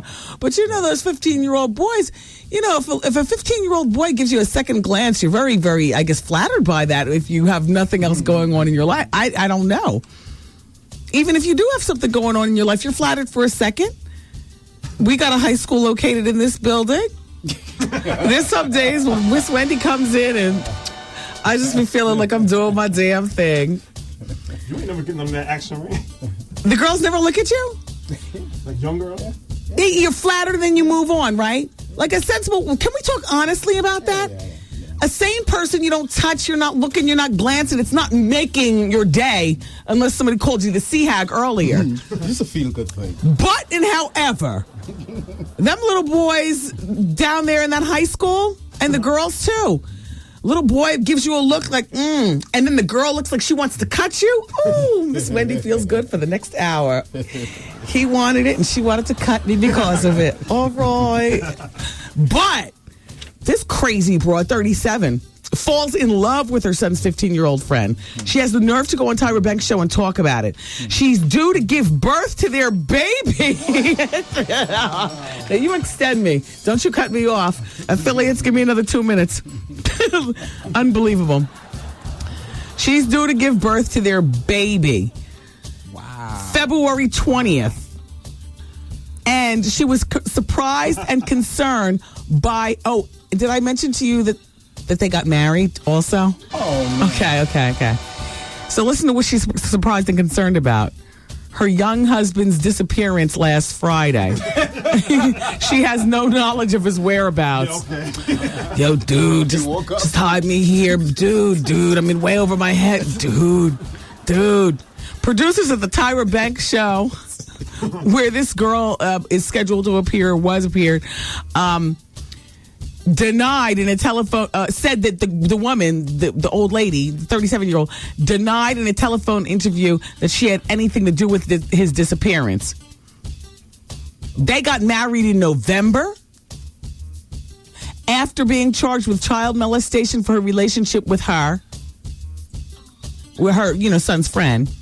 She was arrested and released on bond, the whole bit. And now he's disappeared, and she's wondering what happened to him. Reality settled in. Oh boy! Right time for Valentine's Day. Right before Valentine's Day, she's alone again. Well, maybe your ex-husband has another friend. They just get you a pack of Jolly Ranchers and drive slowly up to the school. You'll catch something. It's Wendy, man. Me and my wife have been married for 15 years. They threatened to leave. What did you do? Had a problem with drugs. You got the drug voice. Yeah. Hey, man. Just asking, what's your drug of choice? You name it. Coke? Yeah. Weed? Yeah. Crack? Yeah. Heroin? Yeah. E-pills? Yeah. Whippets? Alcohol. Gorilla? Yeah. PCP? Yeah. The Wendy Williams Experience. Wow. What's up? This is Brenda K-Star. How you doing? Okay. How you doing? Oh, like a question? How you doing? How you doing? How you doing?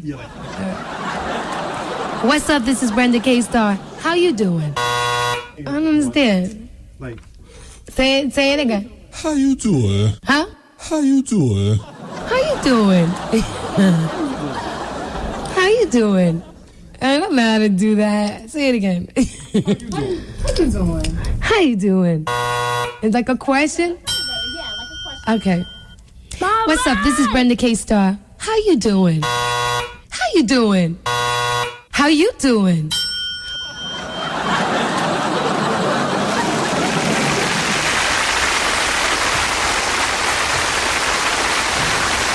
Thanks, guys, for stalling. It was a little stall tactic. I was in my general manager's office. And then he asks, why do we have dead air? And I looked at him with the deadpan face. I said, it is what it is. That's why. Hey, everybody. Yesterday's People Poll question was, has your best friend ever hit on, had sex with, engaged in any kind of inappropriate behavior with your mate? And that was based on the whole Jessica Simpson KC thing. 22% of you all said yes, and 78% of you all said no. Today's People Poll question is, and think about this over the weekend, and you can go to the WendyWilliamsExperience.com and answer. You know, there's a lot of hoopla going on with Janet Jackson and her weight. You know, it pops up and then it goes away. And Jermaine Dupri, her longtime boyfriend, recently, as recent as yesterday, actually released a statement saying that, you know, Janet's weight gain was because she did it on purpose for a role in an independent movie. So whatever happened to the movie, they asked, and he said, well, the movie never got made. So the question is, do you believe that Janet gained weight for an a movie role? Yes or no? And you can go to thewendywilliamsexperience.com and give me your yes or give me your no, and then we'll talk about it on Monday. I actually had some more tips for Valentine's Day, but I am so off the topic, and Advice Hour was 2 hours ago. Cater by Shawnee at AOL.com. That is our fabulous caterer, Shawnee's web address. But Shawnee is more than a caterer. She is a what do you call it? Like a lifestyle guru. She can tell you how to set a perfect table, what would be sexy, whether it's for 500 people or 2 people, blah, blah, blah, so on and so forth. But I have to tell you something. If you can't show love but one time a year in a really, really special kind of way, then I don't know what. Although I'm a different kind of creature. In a lot of ways, I'm like a guy's best, hope for a girl. Like you would want a girlfriend, I guess, kind of like me, or like girls like me. I don't want a big wedding. I don't care about, I'm talking about after you've been together for a moment. I'm not talking about these brand new relationships or something that's a few years old or whatever. I mean, my husband and I, we've been married for 7 years. We've been together for 11 years. We're to the point now where every day is an appreciation in some way, shape, or form. I mean, it's not like we're giving flowers every day because we got to fit them knockdown drag-outs in there. But Valentine's Day is just not... I already got my Valentine's Day gift 2 weeks ago. And it was just a happenstance that he happened to have seen, and he really liked it. And so he got it for me. Him? I just gave him his on Monday, but it wasn't a big deal. It was just a little... And I didn't think of it as a Valentine's gift when he gave to me or I gave to him. But since we're talking about Valentine's Day, I guess I just get... corny. It's corny, so I'm sorry I can't get all wrapped up in some of the mushy stuff that, a lot of girls like to talk about. The perfect wedding, baby shower, what kind of strippers to invite to this or that. And, a girlfriend of mine said the other day, Wendy, I can't believe you don't go to day spas. No, it's not. I go, but I usually go on somebody else's dollar. I go because I guess, people think of me as, and I am a girly girl. But because of that, I get a lot of gift cards for day spas, and they all accumulate. And I'm like, when am I going to use this? When I have my time, I don't want to go to a day spa. I want to, Anyway, let's move on. Corny Valentine's Day. I'll do my best to address it on Monday, though. You know who Wanda Vaughn is? She's from The Emotions. They had the best of your love in the 70s. And I Don't Want to Lose Your Love. Right. Well, she was forced to leave her house in Glendale, California when a mudslide suddenly poured into her kitchen and her living room. Wow. Yeah. Wow. Apparently on Wednesday they had mudslides out there. And they say that the mudslide was likely caused by a particular problem on her property, a leaky irrigation pipe found up the hill from her house in a cemetery. Exactly. And this is her quote. It's like one of those Jurassic Park things, It's a mudslide, and the mud kept getting higher. So Wanda Vaughn, that's the singer, and her daughter Whitney Vaughn were literally stuck in a pile of mud that was 8 to 16 inches high. Wanda injured her knee trying to free herself from the mud. This is a lot of attention that they focused on her. She was interviewed on the KNBC News and whatnot. The man who had sex with a 37-pound woman needs to be strung up. He needs a good dangulation with your Gucci belt. Because when I first heard about this, the only thing I could think of is I want to see him. Maybe he's, a little guy also. But, there is no accounting for who people fall in love with. That's just a light chuckle right there. But you saw this on the news. She's 3 feet tall. And she is 37 pounds. And she used a wheelchair. Or she uses a wheelchair, and she gave birth to her first child. She wasn't supposed to be able to, live and function. And it's one of these miracle women. She's 37. She's overcome a lot of serious odds and a lot of doubters. And she never abandoned her dream of becoming a parent. Even people that advised her to do so were amazed. She's 38 years old and she suffers from type 3 osteoporosis imperfecta. And that's a disorder that makes bones soft and easily breakable. So imagine, the baby, a regular baby. She suffered 2 miscarriages, but haven't we all? Well, not all, but you know what I mean. She had the baby by C-section, in case you're wondering about the cat trap.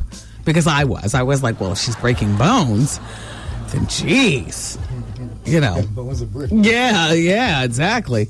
But she had the baby by a cesarean. Good for her. The baby weighed 3 pounds, 7 ounces. Well, and he was delivered 8 weeks premature. And he did not inherit her condition. Wow. In the meantime, about the man. In this picture, he doesn't look like a bad-looking man. He's not a Frankenstein monster. I mean, you might do him after 5 bottles of champagne. Girls, you know what I mean? All I can picture is that he probably liked the freak sex, though. This sex right here. See, where is my iPodcast tune? Bart! Bart! We need to film every day. I'm going to show you how you have sex with a 3-foot, 37-year-old woman. Wow. 37-pound woman. Look, this is what you do, right? Right? And catch her and then spin her a little bit. But it's always with you on your back and her, and you know what I mean? And you love that. That's better than a blow-up doll. That's better than a real woman. She's got all the plumbing except she's minus 100 pounds. You can do everything with her. Everything. And now, including having a baby. Perfect. A lot of men would say this is the perfect woman.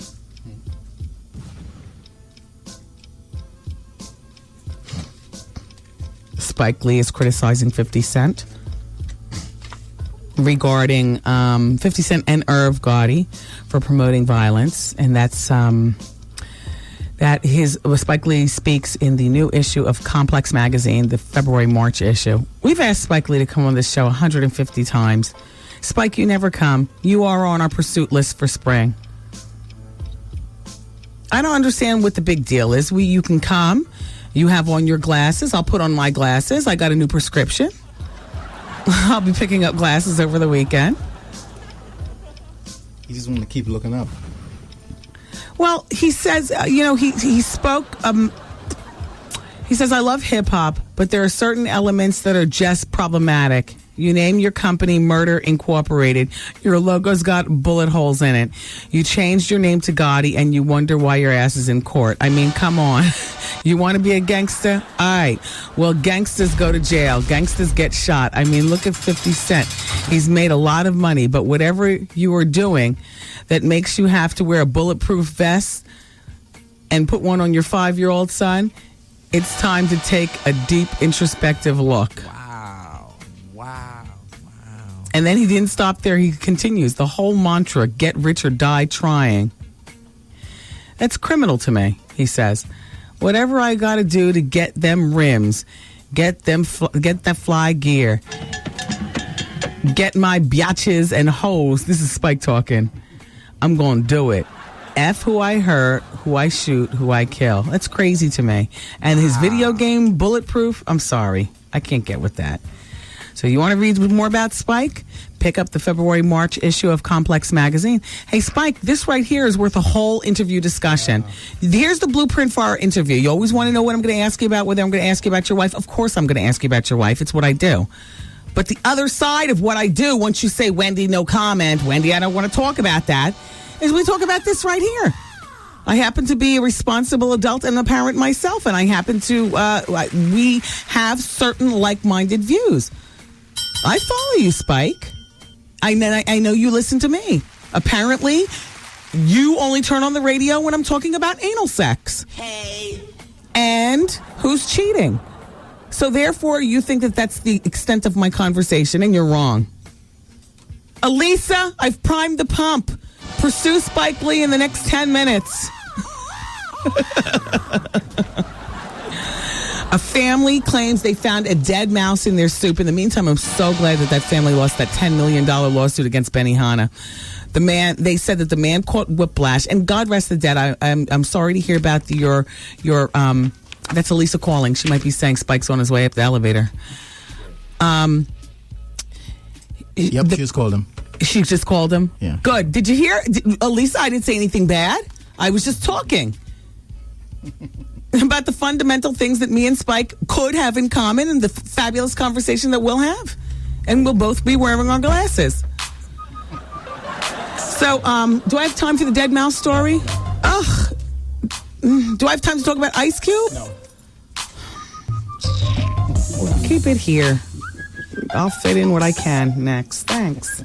It's Wendy, man. I've been with my boyfriend for 14 years, but he's so lazy, it's driving me nuts. I can't take it. It's driving me crazy. I went away for the weekend. I left dishes in the sink. I came back 2 days. They were still there. He don't sweep the floor. Dust can pile up on the computer. He does absolutely nothing. He does nothing. The Wendy Williams Experience.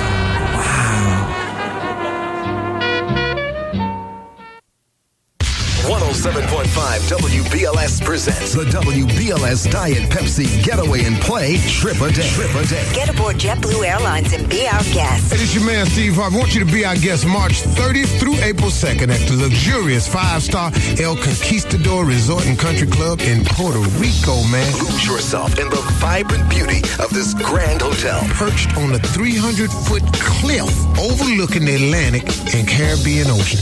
Now, you hear me now? 300-foot cliff. Don't go over to the edge here. Mess around, slip. Can't come back to the house. Other than that, we're going to have a nice time. Get yourself pampered and all that.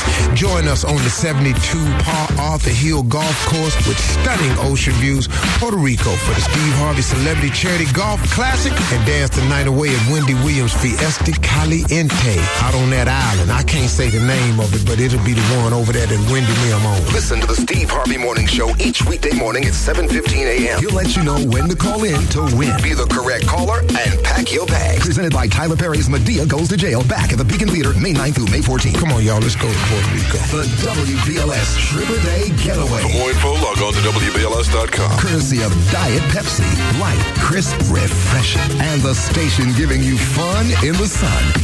107.5 WBLS. Oh, you know what?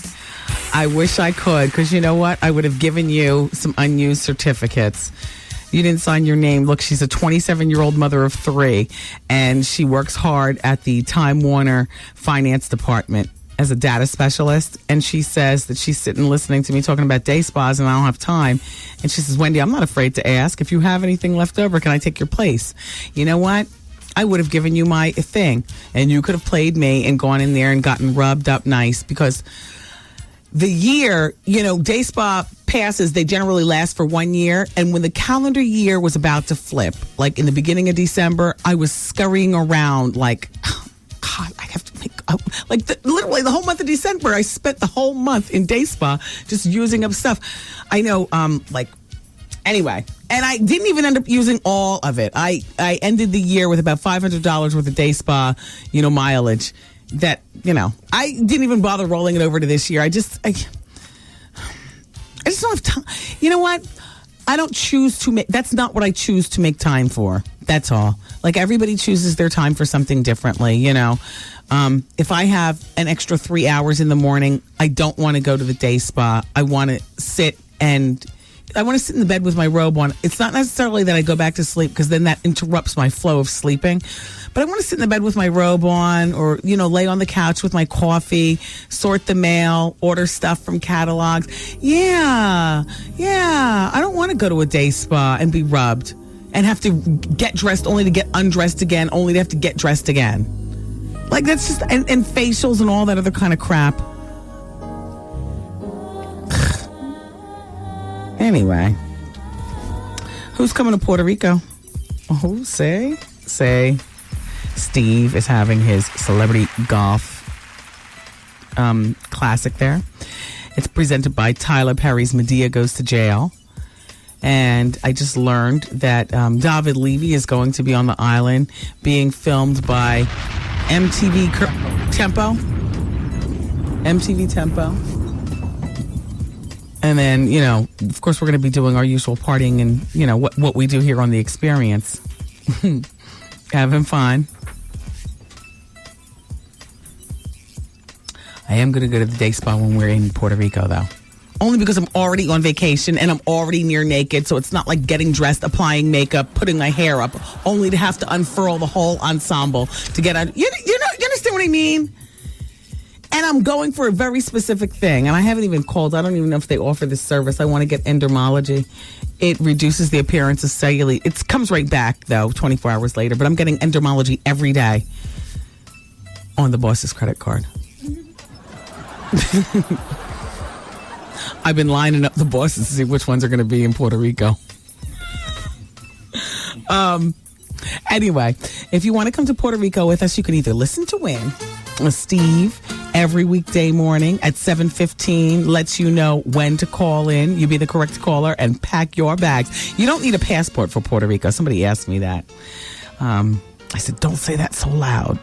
People will know you don't know. They'll think you're stupid. No, but you know what? That's an easy mistake. But now Puerto Rico is part of the United States. Hello. Hello. And either you can win or you can call Sheer Travel. 888-212-4534. 888-212-4534. Pack your bags and be prepared to swing with us March 30th through April 2nd. My Island Beach party is just really shaping up to be something special. Still, we have Keisha Cole. You know, still, we have JC Jace from Brooklyn doing the music. DJ SNS. Why last night was I watching the DVD of the Dons and Divas extravaganza and thought to myself, you know what? One false move of the turntables and that whole impromptu show that went down at Dons and Divas could have gone wrong, awry, disastrous. You know, SNS is the most, you are just so, you really handled your business the night at Dons and Divas, SNS. You really did. Smart. Yo, let me tell you something. You know, Trey Songz put on a concert-worthy performance. Big Daddy Kane was phenomenal. And without the DJ, the backbone of the whole stage presentation, none of that could have... You know, as I'm watching it, mind you, it'll be available in the streets in less than a week. Okay, the DVD for the Dons and Divas extravaganza. Question Mark has already got that hustle going. One slip of the turntables and Bobby Brown would not have performed My Prerogative, Tenderoni, Every Little Step, and 2 other songs. One little slip of the turntables, and it wouldn't have gone down the way it did. The Dons and Divas extravaganza is crazy. You see Mary, you see Terrence Howard, Medina. You did a great job walking around and interviewing people with your little chiefed up eyes. Her eyes were like this the whole time. She was like, yeah. And Medina's hood, too, right? And she looked really pretty. And she was like, yeah, so we up in here. We part, it's Dons and Divas. And her eyes are all chinky. And you know the perpetual smile when you've been chiefing? It's Dons and Divas. And having drinks and stuff. Dons and Divas. Yo, Bobby. Here's Bobby Brown standing there. It was just perfect. The sea of people, inside, outside. I have to get the name of the production company because you know what? One slip of the camera and you wouldn't have gotten all those angles either, man. That was just a real unified effort that I feel as though I had very little to do with. But I got all the accolades because it's called the Wendy Williams. But I got to tell you, all I did was show up. Those people really made it happen. And for those of you all who missed the party but you know, would like to see what the hell she's talking about, or for those of you who were at the party and you know it was a night to remember, you know, how many times do you go out and you see, you know, Tyrese and Terrence and Mary and Bobby and Kane and Trey Songz and Allison Williams and you know, like how many times do you go out and see all that and people just, it was a beautiful, beautiful night.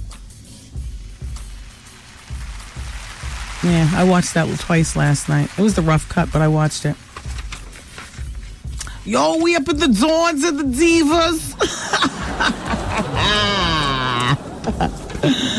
WBLS welcomes Casino. It's a comedy stage play featuring Gerald Levert and Kelly Price, along with DC Carey. It's happening at the Beacon Theater, February 21st through February 26th. If you would like to win tickets for WBLS night, which is February 22nd, make sure that you listen for your chance to win. And to find out what's going on with our radio station, you can always log on to our website. We've been doing this for 35 years, serving the community. Nice people like you. It's WBLS.com. And Vaughn's up at 7 with The Quiet Storm. It's Wendy. Until then, right here on your radio station. Thank you. It's Wendy with the throwback from way back. A Wendy Williams experience. A Wendy Williams experience. Yo, did you catch this flashback? Yeah, hi. My name is James. Hi, James. Wendy, I called yesterday to make the correction about Angela Bofield, a song. Yes. The two guys that called in, the Let Me Be Your Angel, that was by Stacey Lattice song. Yes. The Angel itself, that was by Angela Winbush solo. Okay. When she was now today, the Sergio Mendes, yes, the Never Gonna Let You Go, that was a ballad. The disco, now we on the upbeat, that was I'll Tell You. I know you remember that. Yes. I'll Tell You Where You Have to Go. Oh baby, 1979. Yes. Wow, on Electra James. Records. You are a crow. Because he did the real thing before that. Stevie Wonder wrote that disco. The early, like about 1977. The biggest one was I'll Tell You, 1979. It was on Electra Records.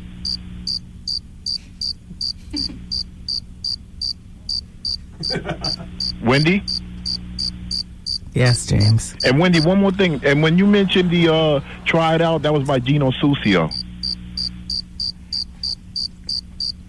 I'm familiar with a lot of music.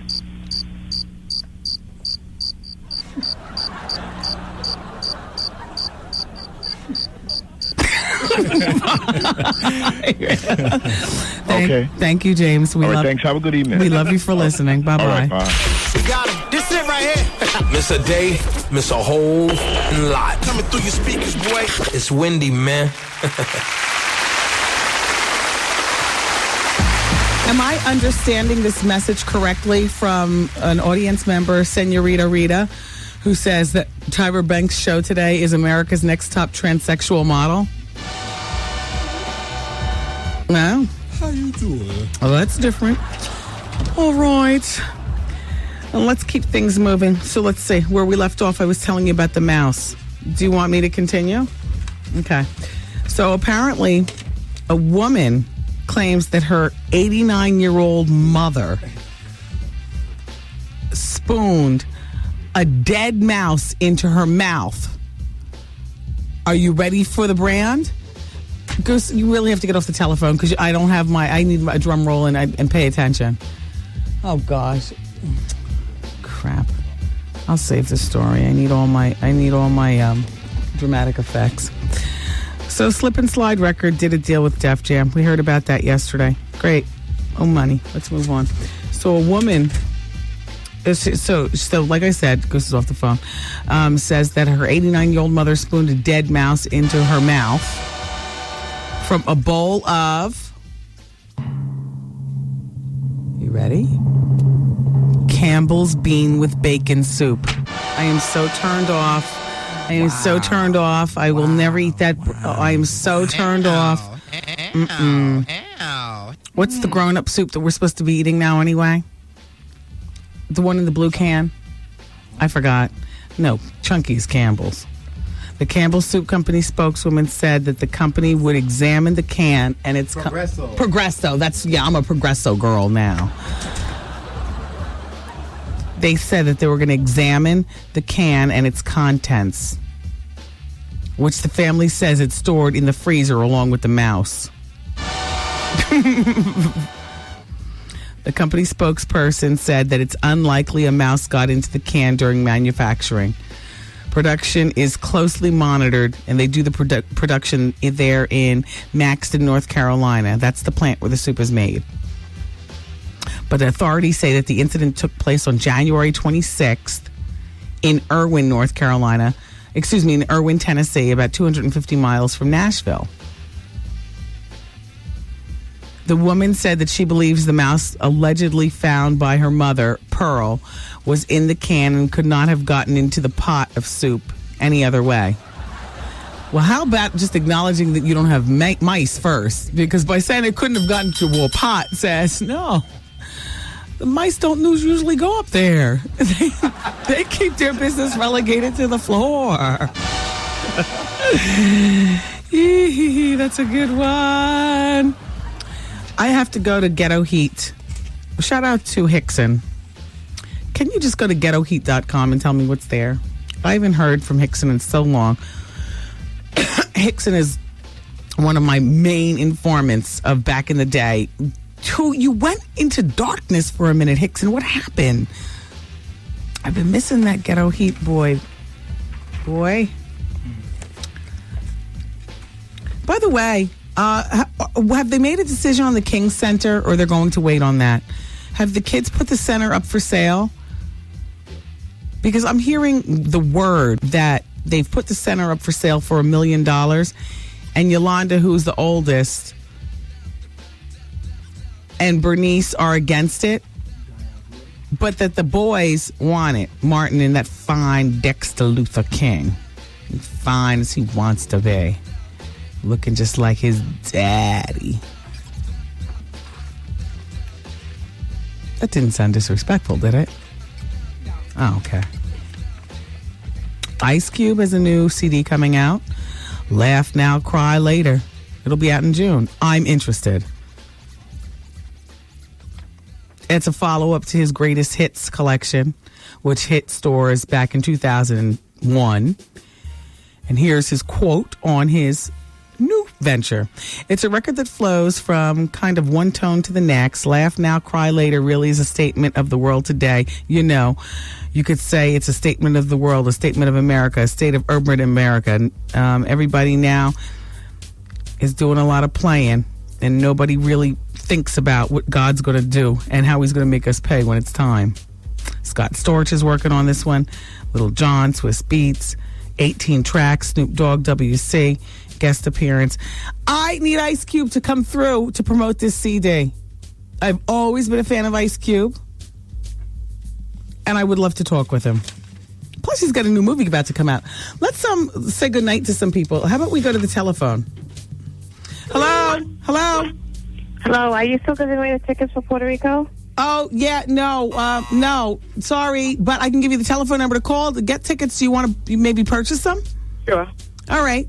Well, the telephone number is, just look in the book and give me the number. I don't know where it is. Share Travel, 411. SHEER. Mm-hmm. Wait, hold on. I have it. Here it is. It's 888-212-4534. Thank you very much. Okay, take care. Bye-bye. Line number 1, Kim wants to talk. All right, line number 3. Wendy. Hi, James. How you doing? Fine, James. You're like a star talking about the music. I know. You made me feel bad because I thought that she really did good, and everybody was like, it was horrible and this, that, and other. I felt real stupid. I wanted to cut my wrist and all that, but it's not that serious. So dramatic. Yeah, I know, it's sure good. But check it out, Wendy. You're talking about the mouse in the soup. Yeah, that's impossible. They're going to CSI that mouse fecal matter, number 1. And number 2, they must have had a nasty house on 2 occasions. Yeah. First of all, you did not look inside the can when you poured the stuff in there like everyone does. Yeah. And you had to look inside of the bowl, pot, the pot itself. And then if you have mice, then you heat everything with tops on it. Exactly. And then when you heat it up, just imagine the stench. Ew, I know. Well, James, not for nothing, I wouldn't be able to tell you what it smells like. As I don't have a sense of smell. I don't know, James. James, I want to go, though. I want to talk to... You know Hezekiah Walker? No, but that, he led the choir with Mariah, the one who was doing all the introduction, standing by himself. Everybody, he didn't even down low. He up high gay. Well, you know what? And stop talking so much about that anal stuff. That's, I was like, Wait a minute. Hello? What? Is that, you said, James, you're not gay? Oh, you think I'm gay, Wendy? Oh, James, I'm sorry. I'm sorry. I made Wendy, you think, because I ain't got nothing else better to do. I'm still waiting for that Sanitation job. Yeah, I ain't gay. You think I'm gay, Wendy? Well, I ain't gay? Because I be on the phone, I be in the mix, right? Can I just tell you something? Turn everything out, so you guys. I have one thing to say. How you doing? How you doing? But I'm not gay. But you want to know what? It's not just because you're on the phone all the time. It always sounds like when we talk together that you have your hand on your hip and you're popping your finger and you're twisting your mouth. I don't do that. Let me tell you this. When you be talking about how you be getting anal, that is gay right there on your husband. I don't talk about it. I answer questions from people. You're trying to desensitize it. That's but you need to listen closer because that is not in my repertoire like that. You know, as a matter of fact, I say often, why is it that people always ask me this? But you know what it is? It's not so much that you're on your telephone all the time. It's your delivery. You have my delivery? Yeah. I'm sorry. I can't apologize for that. That's just me. No, you don't. Please don't apologize. It's very entertaining. Look, James, I have to go. Well, leave then and stop putting all that, cutting that stuff up and stuff like that. Goodbye. Too much protesting. How you doing? Bye. How you doing? All right, can I just please? Oh boy. Well, I'm sorry to this person whose name I can't read. On line number 5 from Houston, wanted to ask about the party Mary J. Blige having All-Star Weekend. I don't know anything about it. I know about Queen Latifah's party All-Star Weekend. And shout out to Paula on line number 6. I'm sorry, Paula. We got to get out of here. I love you all for listening today. And have a great weekend. God willing, we'll be together again on Monday. Take care. Bye-bye. Party people. See you later. I'm saying bye-bye. Good night. Program complete.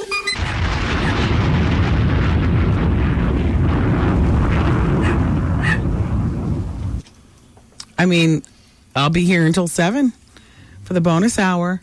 And I remember what I told you our first story was going to be. I'm going to stand and deliver the goods. Yeah.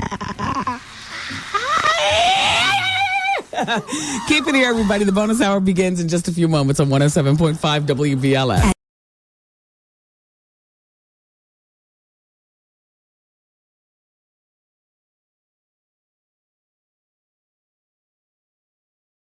107.5 WBLS, New York.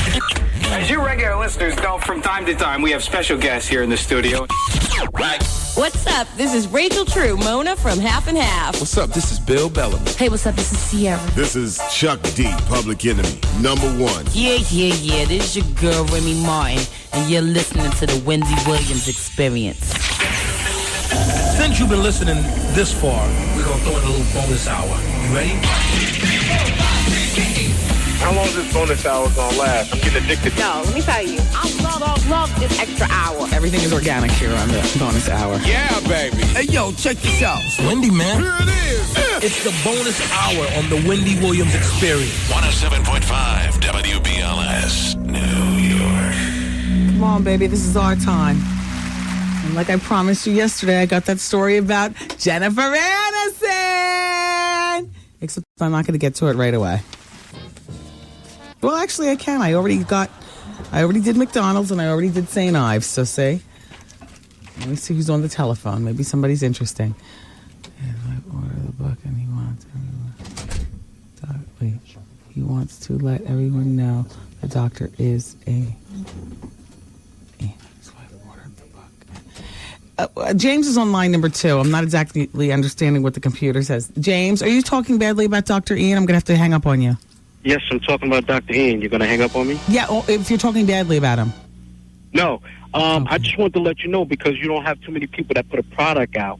Okay. My wife ordered the diet book for me. Yes. 2 weeks ago. Yeah. And it was supposed to be here within 2 to 3 days. So I was going to call him and put him on Smash. But, you know, my wife, she emailed him a couple of times, and he took time out of his busy schedule and called her twice today. Oh, is it? To explain what the problem was, why we didn't receive it yet, and gave her the confirmation number the second time. Oh, good. So I just called it, let your listeners know, and you know that you got a stand-up guy. Yeah. There's not too many people that put a product out and would take the time out to explain why it didn't get to you. You're right. That's all it was. Yeah. It was nothing bad. I understand. I just wanted you and your listeners to know that you got a stand-up guy. Well, thank you very much, James. No problem. Enjoy your weekend. Take care. Bye-bye. Bye-bye. And he's on the show tomorrow. And Dr. Ian's coming on. He's on the Best Of show? Yeah. All right.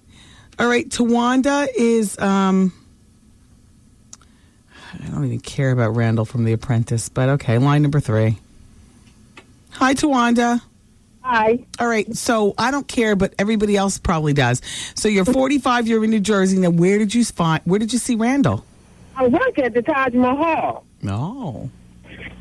Randall took on the job at the Trump Properties in Atlantic City, right? Mm-hmm. And so my boss, she's executive director of human resources. I'm her administrator.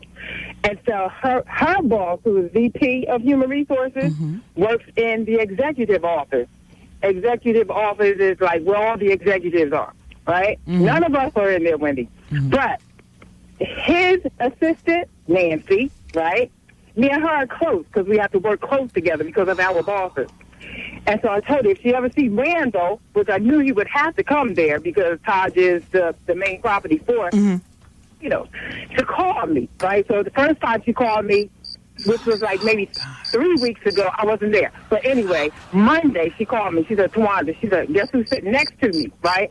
I said, who? She said, Randall, right? And so she said, come down here, like now, right? So I went down, and my heart was beating like fast. I'm ready to dangle myself. I was like, oh my God, right? And so he was sitting with his back toward me, right? And with his bald head, with a black bald head, shiny, right? I knew it was him, though, so I was talking to her. I said, they went out and bought his CD today based on it. You hear me? Oh, yes, go ahead. I'm listening. I said, is that Randall? Because I knew it was. I said, is that Randall? And so I like that song so much. He looked. I said, for real? And so he turned around when he was sitting down, right? Turned around, even and she sounds better talking about smile on his face. Then he stood up, right?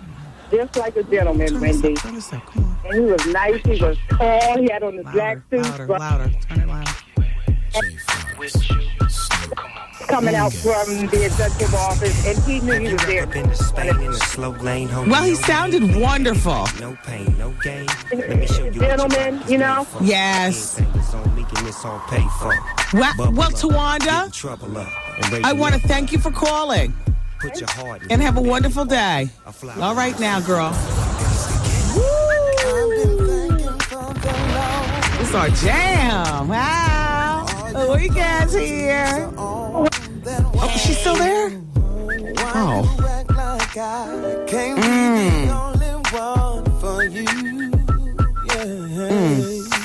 And cut. Mekhi Phifer is about to get something that, boy, oh boy, secretly speaking, I would be absolutely in my glory if I got an honorary doctorate. He's getting one. It's from Nigeria's Olabisi Onabanjo University. But he's still going to get a DR period in front of his name. See, if I ever got a doctorate and it was honorary, I would still change my name to Doctor. I would have people call me doctor. I would absolutely wear that. I would lie. Oh, what? I get my credit cards changed and everything. Dr. Wendy? Yup. I would. The ceremony's happening tomorrow in South Africa. He's currently in South Africa. Mekhi is friend to the show. He hosted Dons and Divas. He's currently in South Africa shooting an episode of ER. Isn't that great?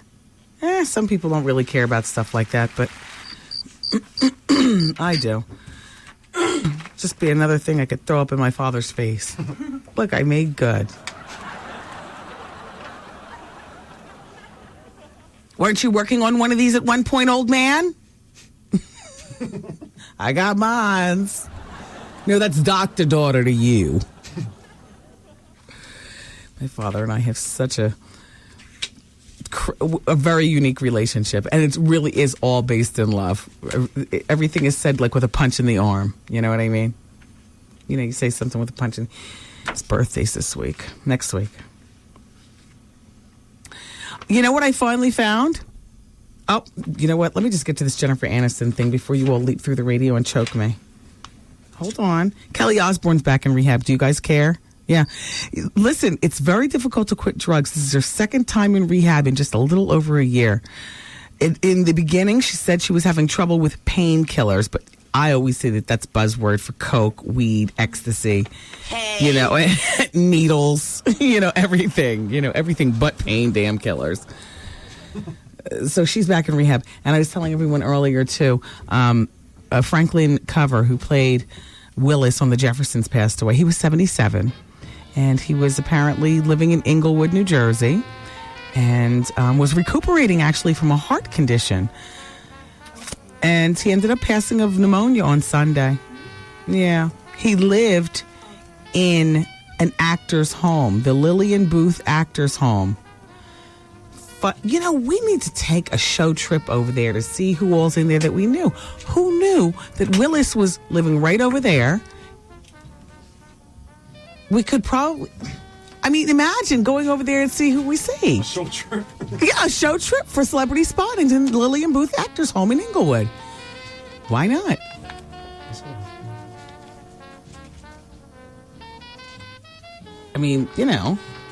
Anyway, he was 77. He lived a nice life.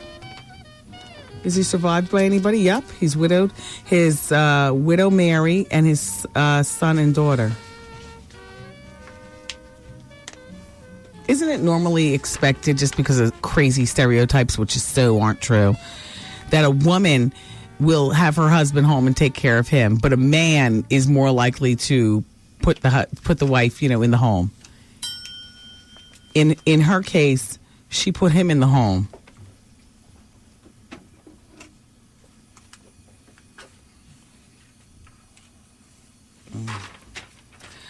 Okay, what do you want to hear? All right, let's get it on. I got my National Enquirer. I earmarked my page. I told you I was going to talk about it.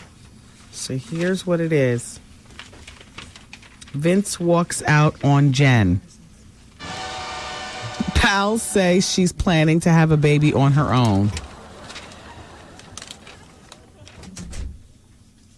Where's the rest of the article? Oh, here it is. Vince Vaughn stormed out on his girlfriend Jennifer Aniston after the former Friends star told him she was having second thoughts about the relationships.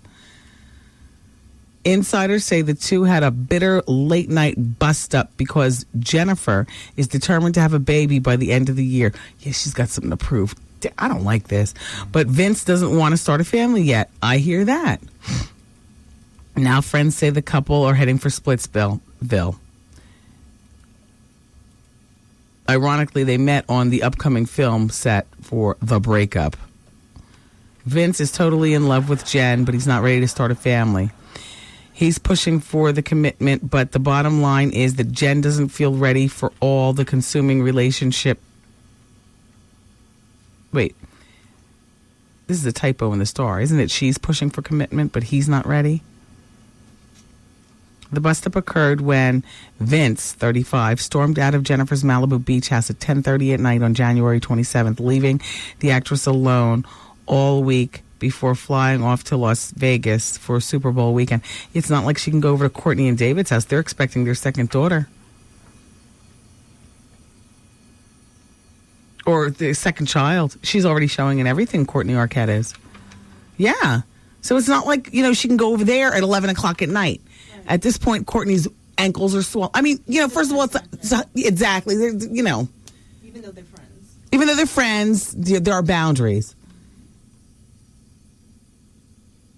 Leaving the actress alone while he went off to Super Bowl. Sources say he hasn't returned to her Hollywood home where they've been living together for the past month. And that may suit Jen fine. Insiders say she's been feeling irritable and nervous lately, and she's almost felt claustrophobic since Vince moved in. He's loud and he's a slob. He looks like a slob. He looks like a cleaner version of John Belushi. You know what I mean? Vince Vaughn? He's loud and he's a slob. Wait, hold on. Basically, he's the opposite of Brad. Blah, blah, blah, so on and so forth. So you get the gist of it. Do I have to really read this whole thing? You got the handle on it. I've had this thing I wanted to share with you guys regarding the curse of Friends. Then we can really move on. You know what's coming up? You know our friend Susie from the suburbs in Connecticut. Remember how we met? She won a bobblehead doll and an evening here on the bonus hour. And she and her husband came and stuff. Well, the Jackie Robinson auction is coming back around. Then I'm going to talk about the Curse of Friends. And they've asked me, do I want to be a part of it? So I think Sue's paid like 20. Well, we got the third highest bid this show did. Or was it the second highest? It was the third or second. $2,800 she paid to sit in on the bonus hour, come to the Laugh Factory, after the show. She didn't sit with me at the Laugh Factory. That's, we didn't obligate all that. But, come to the bonus hour, give you a bobblehead, and come to the Laugh, go to the Laugh Factory. I'll meet you there afterwards. You get in free. And she paid that kind of money. My bid beat courtside seats with Spike Lee at a Knicks game. I forgot what the first highest bid was, but whatever it was, I was really, really amazed. So now I'm feeling really competitive with it. So now I feel as though the Laugh Factory and the bonus hour and the bobblehead doll aren't good enough. So now, and the people at the auction don't even know what it's going to be, unless Elisa's already sent it off. Now it's going to be the Laugh Factory, the bonus hour, the bobblehead, and dinner in the pink room. So now we'll feed you here too. But listen to this year's lineup. I got big competition. Spike Lee is back in. Go to a Knicks game with Spike Lee. And he sits courtside, so he's back in. VIP tickets to Fashion Week in New York for, I guess this would be, September of 06. VIP tickets for Fashion Week in New York. I don't know how, but listen to this. A bid on a brand new 2006 Jaguar. That's something totally different than my... Yeah, but that how high that bid has to be. I mean, now you're talking way out of Spike, me, and Fashion Week's league. That's its own bid. A Jackie Robinson 1955 jersey signed by Puffy, Ryan Howard, Hank Aaron, and Spike Lee. What does Puffy have to do with that? One of these things, lunch with Tom Brokaw. See? And much, much more. I don't know the rest. Lunch with Tom. Look, Tom Brokaw's on it. Well, I don't know what my show is worth, but all I know is that last year I got all jazzed up. It was my first time participating in the auction, and I did not realize that, I would, get such a great bid and somebody would actually care so much. So now I'm all jazzed. I'm very competitive with the rest. So now it's dinner with us, with me in the pink room. If you listen to the show, the pink room's not a fancy restaurant. It's the office. And a bottle of champagne. Oh, yes, and we'll ship George Vasselli champagne. If you'd like to take the empty home, you can. I don't know. I don't know how much it means to you. It's a little tag with a little picture of me on it. And then you come in for advice hour. For the bonus hour. And I give you your bobblehead. And then meet you at the Laugh Factory afterwards. So I don't know what that's worth. All I know is that it says, if possible, we would like to have a commitment by Miss Williams on Tuesday. Okay. So I'm about to do my commitment. And I have no idea when this... Oh! And then the auction will launch on Monday, March 6th. And run through till Thursday, March 16th. Oh, gosh, I'm so competitive with this. I might even have to bid myself and change name just to make it look good. You know what I mean? I might have to rig this. Susie, she spoiled my whole situation last year. All right, so the Curse of Friends, you ready? Well, we already know about Jen. Done. I mean, her hopes are dashed. Her movies stink.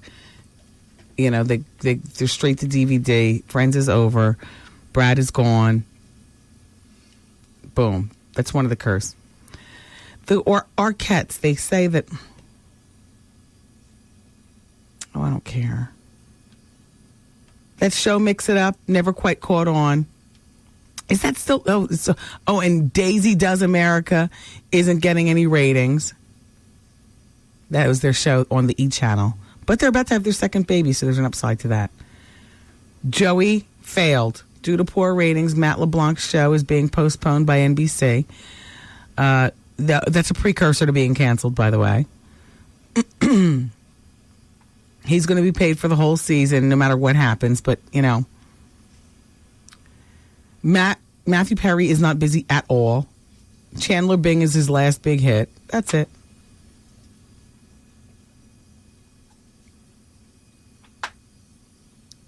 David Schwimmer, his biggest role since Friends is a voiceover for Madagascar. Even with his mother being a powerful Hollywood agent, he hasn't been able to do anything much. He's got a movie opening, though, Matthew Schwimmer, on David Schwimmer, rather, on May 7th. Great White Way. That would be a play, not a movie.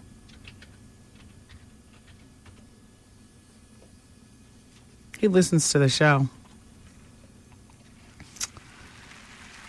I got that on very good authority.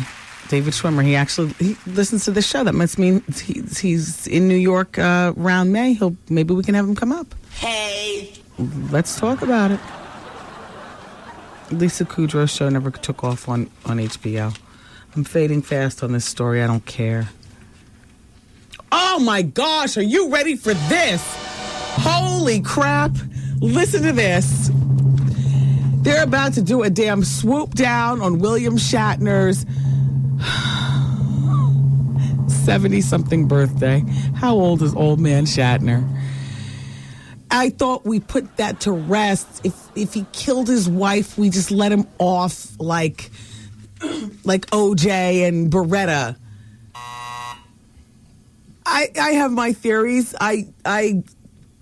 He perhaps could have killed his wife. Wow. Well, I have to tell you something, world. No, this is big. Old man Shatner's, here it is, about to celebrate his 75th birthday. And there's this British homicide detective that is planning a swoop down that is going to ruin his celebration. It's all going down in March. It's going to be crazy. His wife, Noreen Kidd, remember she was found at the bottom of the pool at the house? The homicide investigator's name is Peter Radin, and he's planning to stage a press conference in Los Angeles on William Shatner's birthday on March 22nd. Wow. During which he'll ask the police to reopen the file on Noreen Kidd's apparent suicide after presenting them with new evidence that suggests foul play, pointing the finger to the birthday boy. Wow. Wow. Homicide detective is claiming that he has come across new information relating to the late Mrs. Shatner's 1999 death. And now he's challenging William Shatner and demanding that they go back to court. Her death was listed as an accidental drowning, don't you know? She was face down in their swimming pool, and she was found there by William Shatner, her husband, upon him returning, how conveniently, from a business trip. Humana, officer, I've been out of town for weeks. Paramedics pronounced her dead on the scene. Her death was ruled an accident due to neck trauma. The autopsy revealed that she'd consumed 3 times the California legal limit of alcohol. Yup. Plier and pusher. I mean, not William Shatner, but I'm just saying. Eesh. Isn't that something? They were married for 2 years. They were married for 2 years, and the marriage was riddled with problems, they say. Their wedding was in 1997, but it was postponed after she was arrested for drunk driving.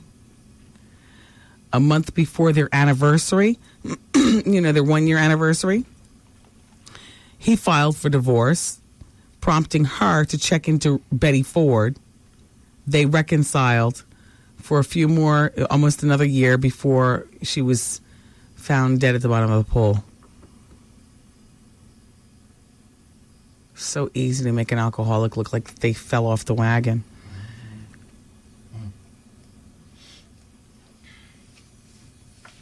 Kanye West is struggling to hold down his relationship because he's a sex addict. Kanye, I love you, Shut up. I'm teetering on wondering whether you are gay, but I'm not going there because I really like you, and I really, there are men like Kanye. There are men like Kanye. There are lots of them. So I don't believe he's gay. And I still believe it in my heart as strong as I did since becoming a non-believer once I actually was able to sit down and talk with and observe and, so on and so forth. Because his interview wasn't a fast one. Remember, he came and he stayed for an hour. And in that hour, there was a lot of behind-the-scenes talk going on, too. Do you know? You heard it come up before it came out. You know why? My stomach is hollow. Yeah. There's nothing to absorb the sound of the burp. Do you want to hear? I was supposed to give this to you during advice hour, but I couldn't find it. Do you want to hear 15 choices instead of eating? They say number 1, stop making excuses. Once you've engaged in unhealthy eating, combat the boredom by stop making excuses. Shut up. Number 2, walk the dog, please. Listen to music. Be creative. Take a bubble bath. Practice deep breathing. Meditate. Read. Drink. The only thing that I see so far is drink herbal tea. Like if you're hungry, because tea is hot, it takes time to drink. Let me see. The rest of the list, balance your body. Shut up. Repeat an affirmation. I will not gain weight. I will call a friend. Oh, please. Prepare healthy food. That's a good one. Do housework, develop a list, please. A list of what I'm going to get when I get to the grocery store. Okay, let me see.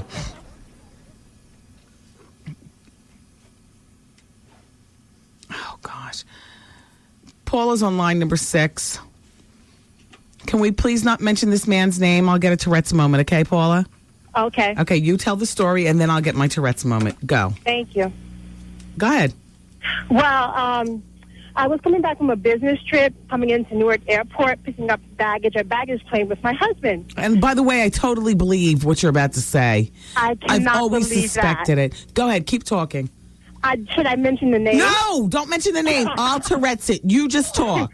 Okay, anyway, so we're picking up baggage, and this particular person is there with a bodyguard type and a Caucasian woman, and it looks like he's picking up baggage, too. He wasn't on my flight, but he could have been on another flight. So anyway, my husband and I go, we pick up our baggage, we go to rent a car, and on our way back, my husband wants to use the bathroom. Just before he goes into the bathroom, we notice that this particular person and the bodyguard is going into the bathroom. Okay.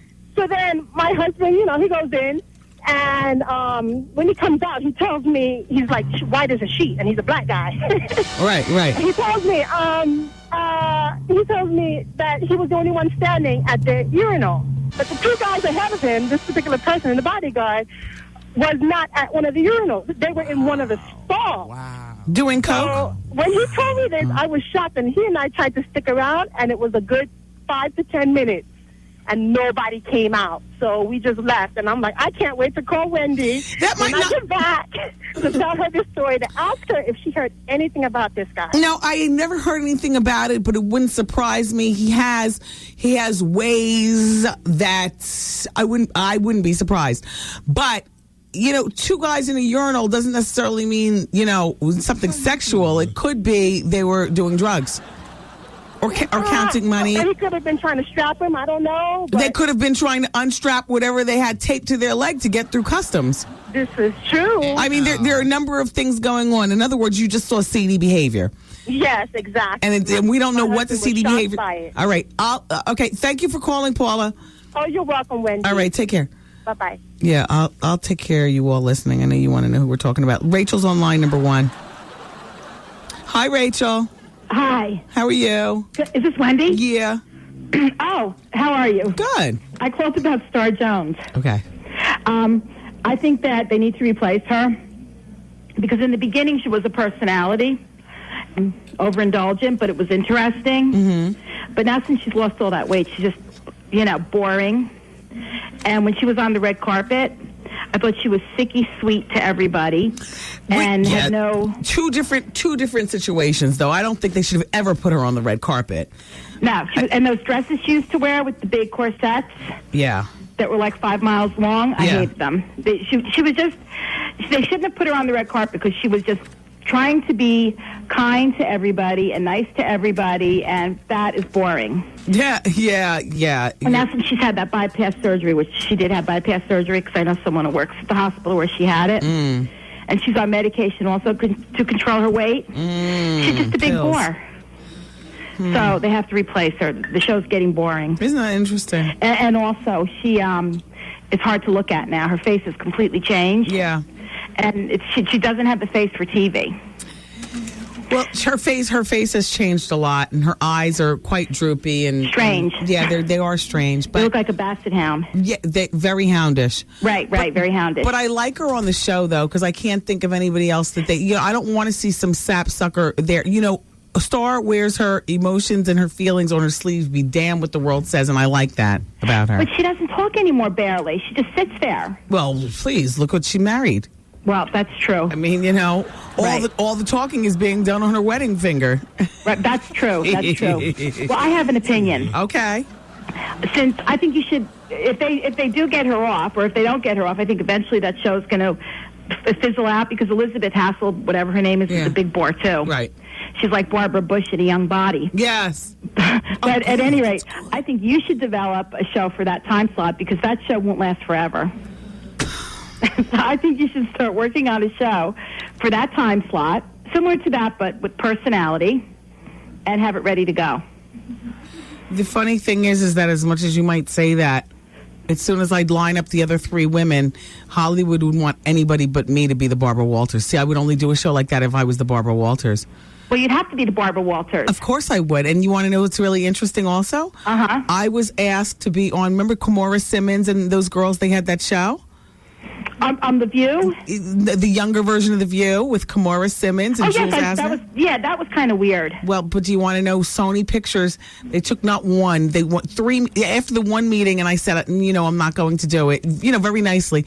Yeah. Two more times they called and wanted to meet and stuff for me to do this show, and I was like, if I'm not going to be the and I'm sorry for feeling like this, but I've put in my time, and I might have shot myself in the foot, but if I can't be the Barbara Walters, then I'm not going to be put in this show. I will not be led around by some pampered Hollywood housewife who doesn't know, ish from ash about the viewers or, whose husband paid for her to get a show so that she can stay out of his life. And now they're getting divorced, Jules and Soderbergh. Kimora Simmons? No, Jules Asner. And, she's a big bore too. Yeah, but she was the one to be the Barbara Walters. Yeah, well, you'd have to be the Barbara Walters because you'd overpower everybody. So much like what ended up happening with Kimora being on the show. Right. That's true. Very true. Yeah, but that girl Jules Asner, whatever her name is, she's boring. There's so many girls like her. It's overkill. Yeah. Hasselbeck's kind of like her too. I can't believe people like her. No. See, now I got to get off the radio. You did that on purpose. I got to go. Bye. Goodbye. Wendy, don't say my name on the air. I'm living with my in-laws right now due to the fact that my husband lost his job at the Stop and Shop warehouse. Just very recently, I came home from lunch. And found my father-in-law giving a professional to one of his ushers from our church up against the dining room table. Oh. What would Montel Williams do? I screamed. Oh, by the way, I hate when Montel has the psychic lady now on. She's on there so much. It's just so, when are they going to cancel that show? I screamed and the usher from the church ran. My father-in-law pulled up his pants with a look on his face that reminded me of a deer in front of the headlights. I swear every time I think of it, I want to throw up.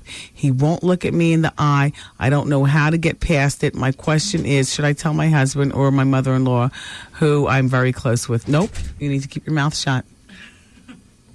What do you say? Let's look. We don't have time to put this on the people poll question. I'll take your responses any way I can get them. You can email me, Wendy at thewendywilliamsexperience.com. Taryn will get my emails between now and the time that I leave. You can fax Wendy, 866-WENDY fax, or you can call.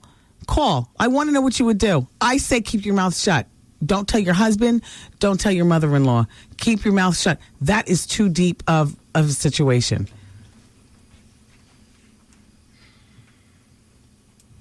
Do you talk or do you keep your mouth shut? I say keep your mouth shut. Oh, excuse me. I'm too comfortable with you. Too comfortable. Excuse me. All right, look. We're going to take a break. And when we come back, do we have a whole bunch of stuff to talk about station business? Give me what I have to talk about so we can clear the runway to continue.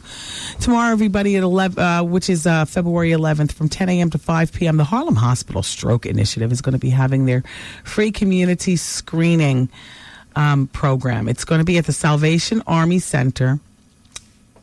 That's on Lenox Avenue between 136th and 137th. Lenox Avenue. They're doing free blood pressure screenings, diabetes, heart, stroke, and much more. So if you care about your health, go. Tomorrow between 10 a.m. and 5 p.m. Okay? Also, I'm going to give you the telephone number for Puerto Rico. Perhaps you can balance the budget over the weekend and find the extra money and call and book. We are going to have the best time in Puerto Rico, March 30th through April 2nd. 888-212-4534. Let me read one more, and then we're clear to talk with one another after the break. Oh, it's the weekend. And the Shadow is what's happening. Hey. Check chill outs at the Shadow tomorrow night. And tonight, the Shadow is free before 1 a.m. Now, you might say, would anybody be going after 1 a.m.? It happens. But it's free before 1 a.m. Everyone is in the Shadow. Men, women, everyone is in the Shadow free before 1 a.m. And the Shadow has Bent Rock on Friday nights. And so, and don't forget President's Weekend. When there's no work or school on Monday, the Shadow is popping off that Sunday night. They're having the Singles Find Your Match Affair. See? All right, I've cleared the runway. We've gotten station business out of the way. We'll take a few commercials here, and we'll come back, and it's just about me and you. No LA weight loss, no nothing. We love our sponsors, but I got everything out of the way. Everybody's satisfied. Okay, we'll take the break. I want to know, should she keep her mouth shut or not? And we'll talk about some other stuff as well. All right, thank you. BLS. 107.5 WBLS presents the WBLS Diet Pepsi Getaway and Play Trip a Day. Get aboard JetBlue Airways and be our guest. March 30th through April 2nd at the luxurious 5-star El Conquistador Resort and Country Club in Puerto Rico. Lose yourself in the vibrant beauty of this grand hotel. Perched on a 300-foot cliff overlooking the Atlantic and Caribbean Oceans. Relax and be pampered at the Golden Door Spa, El Con's tranquil path to inner and outer peace. Oh, hell, let's get to the point. We're gonna party. We're gonna have fun. I got DJ Quad coming from Jersey and JC Jace coming from Brooklyn and SNS coming from uptown. We're leaving nothing to chance. Keisha Coles is gonna be entertaining us, and I need you to be at my private island party. It's Palomino Island. Come on, let's go to Puerto Rico. And hey, the party is sponsored by Bally's, so get your Bally's Total Fitness on. Oh, and don't miss Steve Harvey's Celebrity Golf Classic. Listen to the Steve Harvey Morning Show each weekday morning at 7:15 a.m. He'll let you know when to call in to win. Be the correct caller and pack your bags for the WBLS Getaway and Play Trip a Day to the El Conquistador Resort in Puerto Rico. For more info, log on to WBLS.com.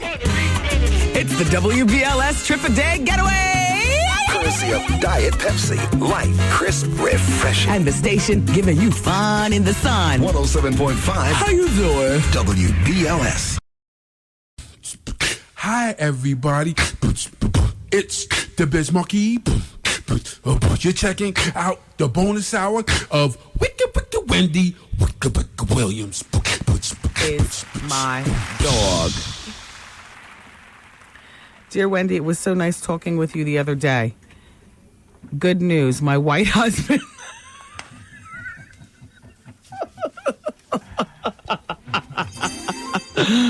My white husband got our tickets for Puerto Rico today. We will be arriving on Tuesday, March 28th. And we're staying until Tuesday, April 4th. We have an oceanfront view, and we're flying first class via American Airlines. Now, I will start the Dr. Ian diet because I bought the book on Sunday, and I will get my personal trainer for the next 5 weeks. At the same time, I will start to buy my sexy, slutty outfits. That's from Mrs. Yvette Murtha, everyone. You know, she's friend to the show who lives in Connecticut. Remember I told you about friend to the show, Yvette? We're like age appropriate. We're, in the same age range. And her husband, she spends her husband's money. He's white. He's older. She's a little chocolate morsel. She will forever be the younger woman by many, many, many years. 30 years older than he is. And she's got the boob implants and the tummy tuck and the liposuction. And she just, So now they're coming to Puerto Rico. Great. And she won't admit this. I think they're swingers. I've called them out. I've seen them. You know sometimes how you can tell a swinger, they have the hey. Yeah.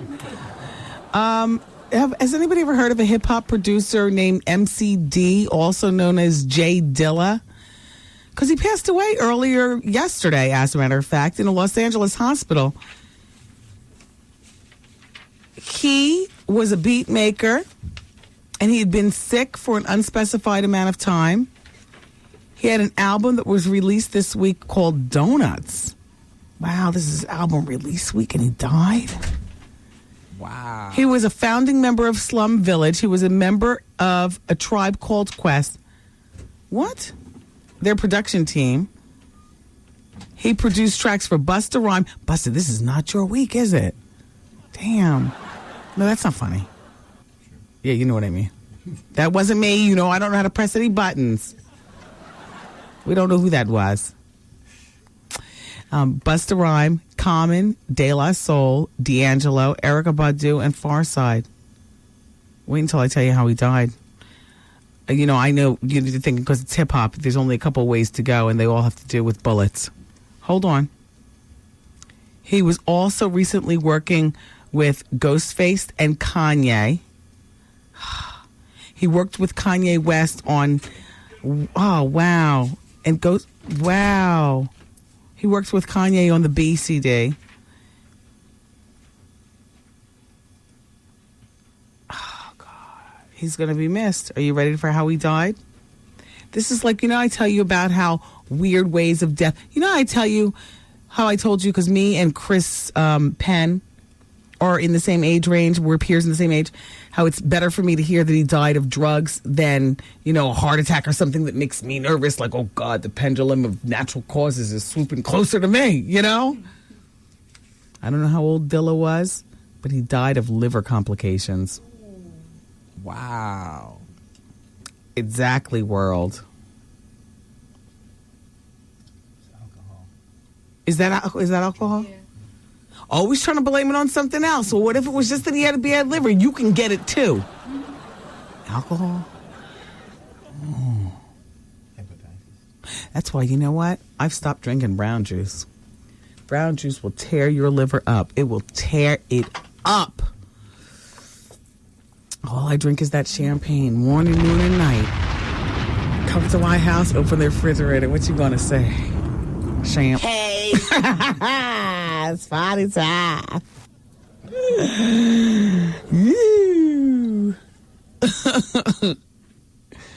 I transported some empty bottles to the radio station. I was, doing a little project in the office, and then I was thinking about it. I was like, oh my gosh, I'm driving with open bottles. But they weren't open like with liquor. They were all dried out and stuff, but still. Open bottles, open bottles. Wouldn't this be the day I get caught? 2 cases of the Giorgio Vasselli. Today, that's how I came to work. 2 cases of open bottle champagne coming to work. I made it safely. I was ready with my excuse. Look at the box. Look at the bottles. Do you recognize my smile? It's me. Shout out to my friends at Ounce by Ounce in Harlem. I love you all. I got Steve the hair. So now we'll see what he makes out of it. People are loving the podcast. I mean, that is what it is. It's just something interesting for you guys to watch. It's like a 3-minute television show. Do you know what podcasting is? Am I calling it the right thing? A web podcast. It's like watching TV.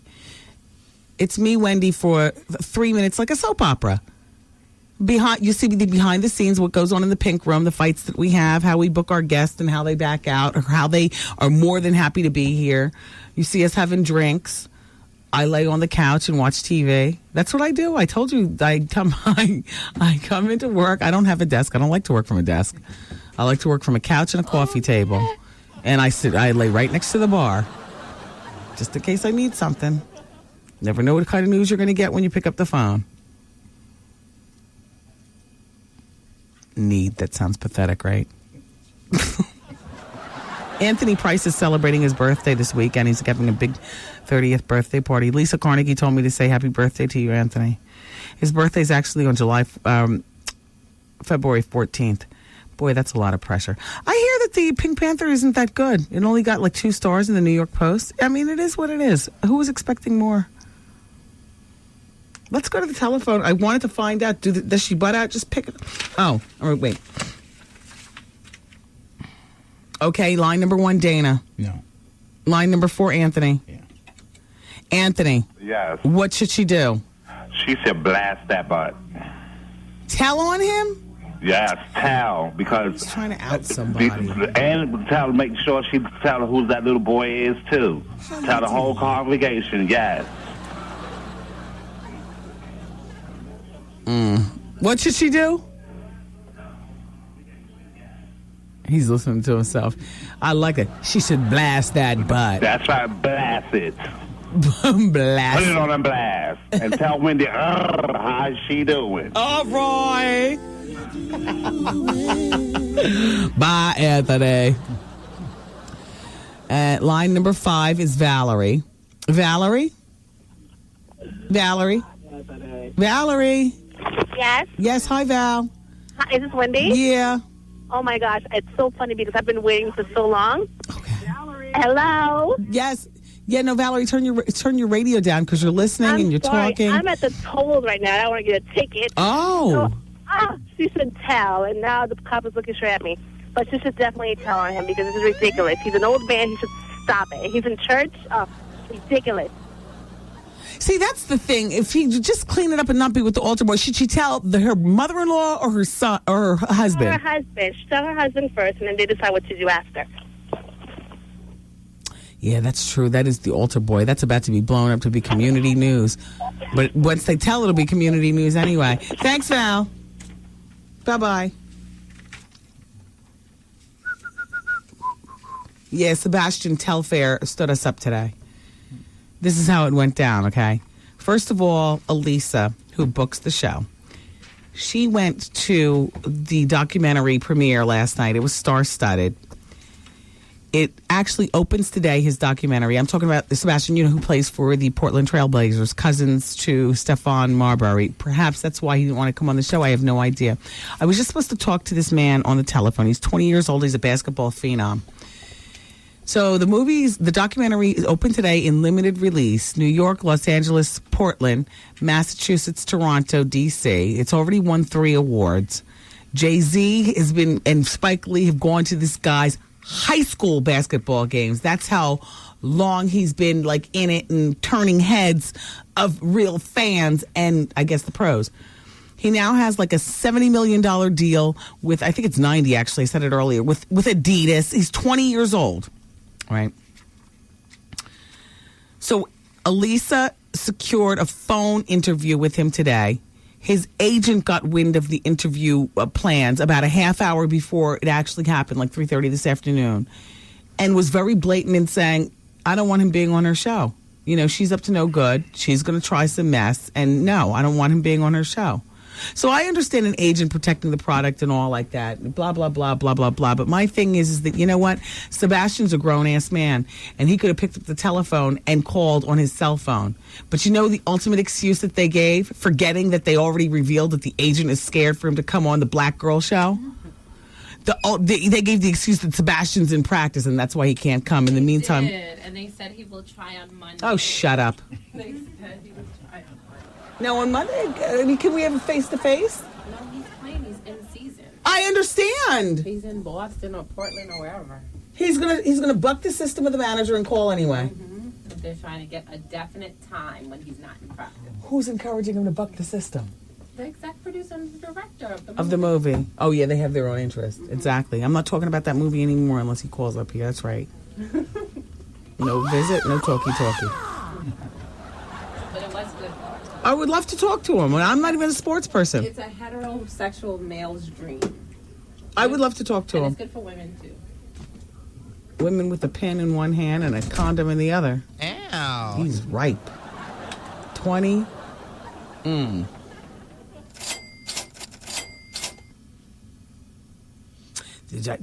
Were you here when I told you about Roy Simmons? So you know our book read for the month for the Wendy Williams Experience Book Club is Roy Simmons, the former NFL player's book, Out of Bounds. You know, he's retired now. He's HIV positive. He's gay. He's a mess, but a good mess now, at least because he's right with himself and he's sober.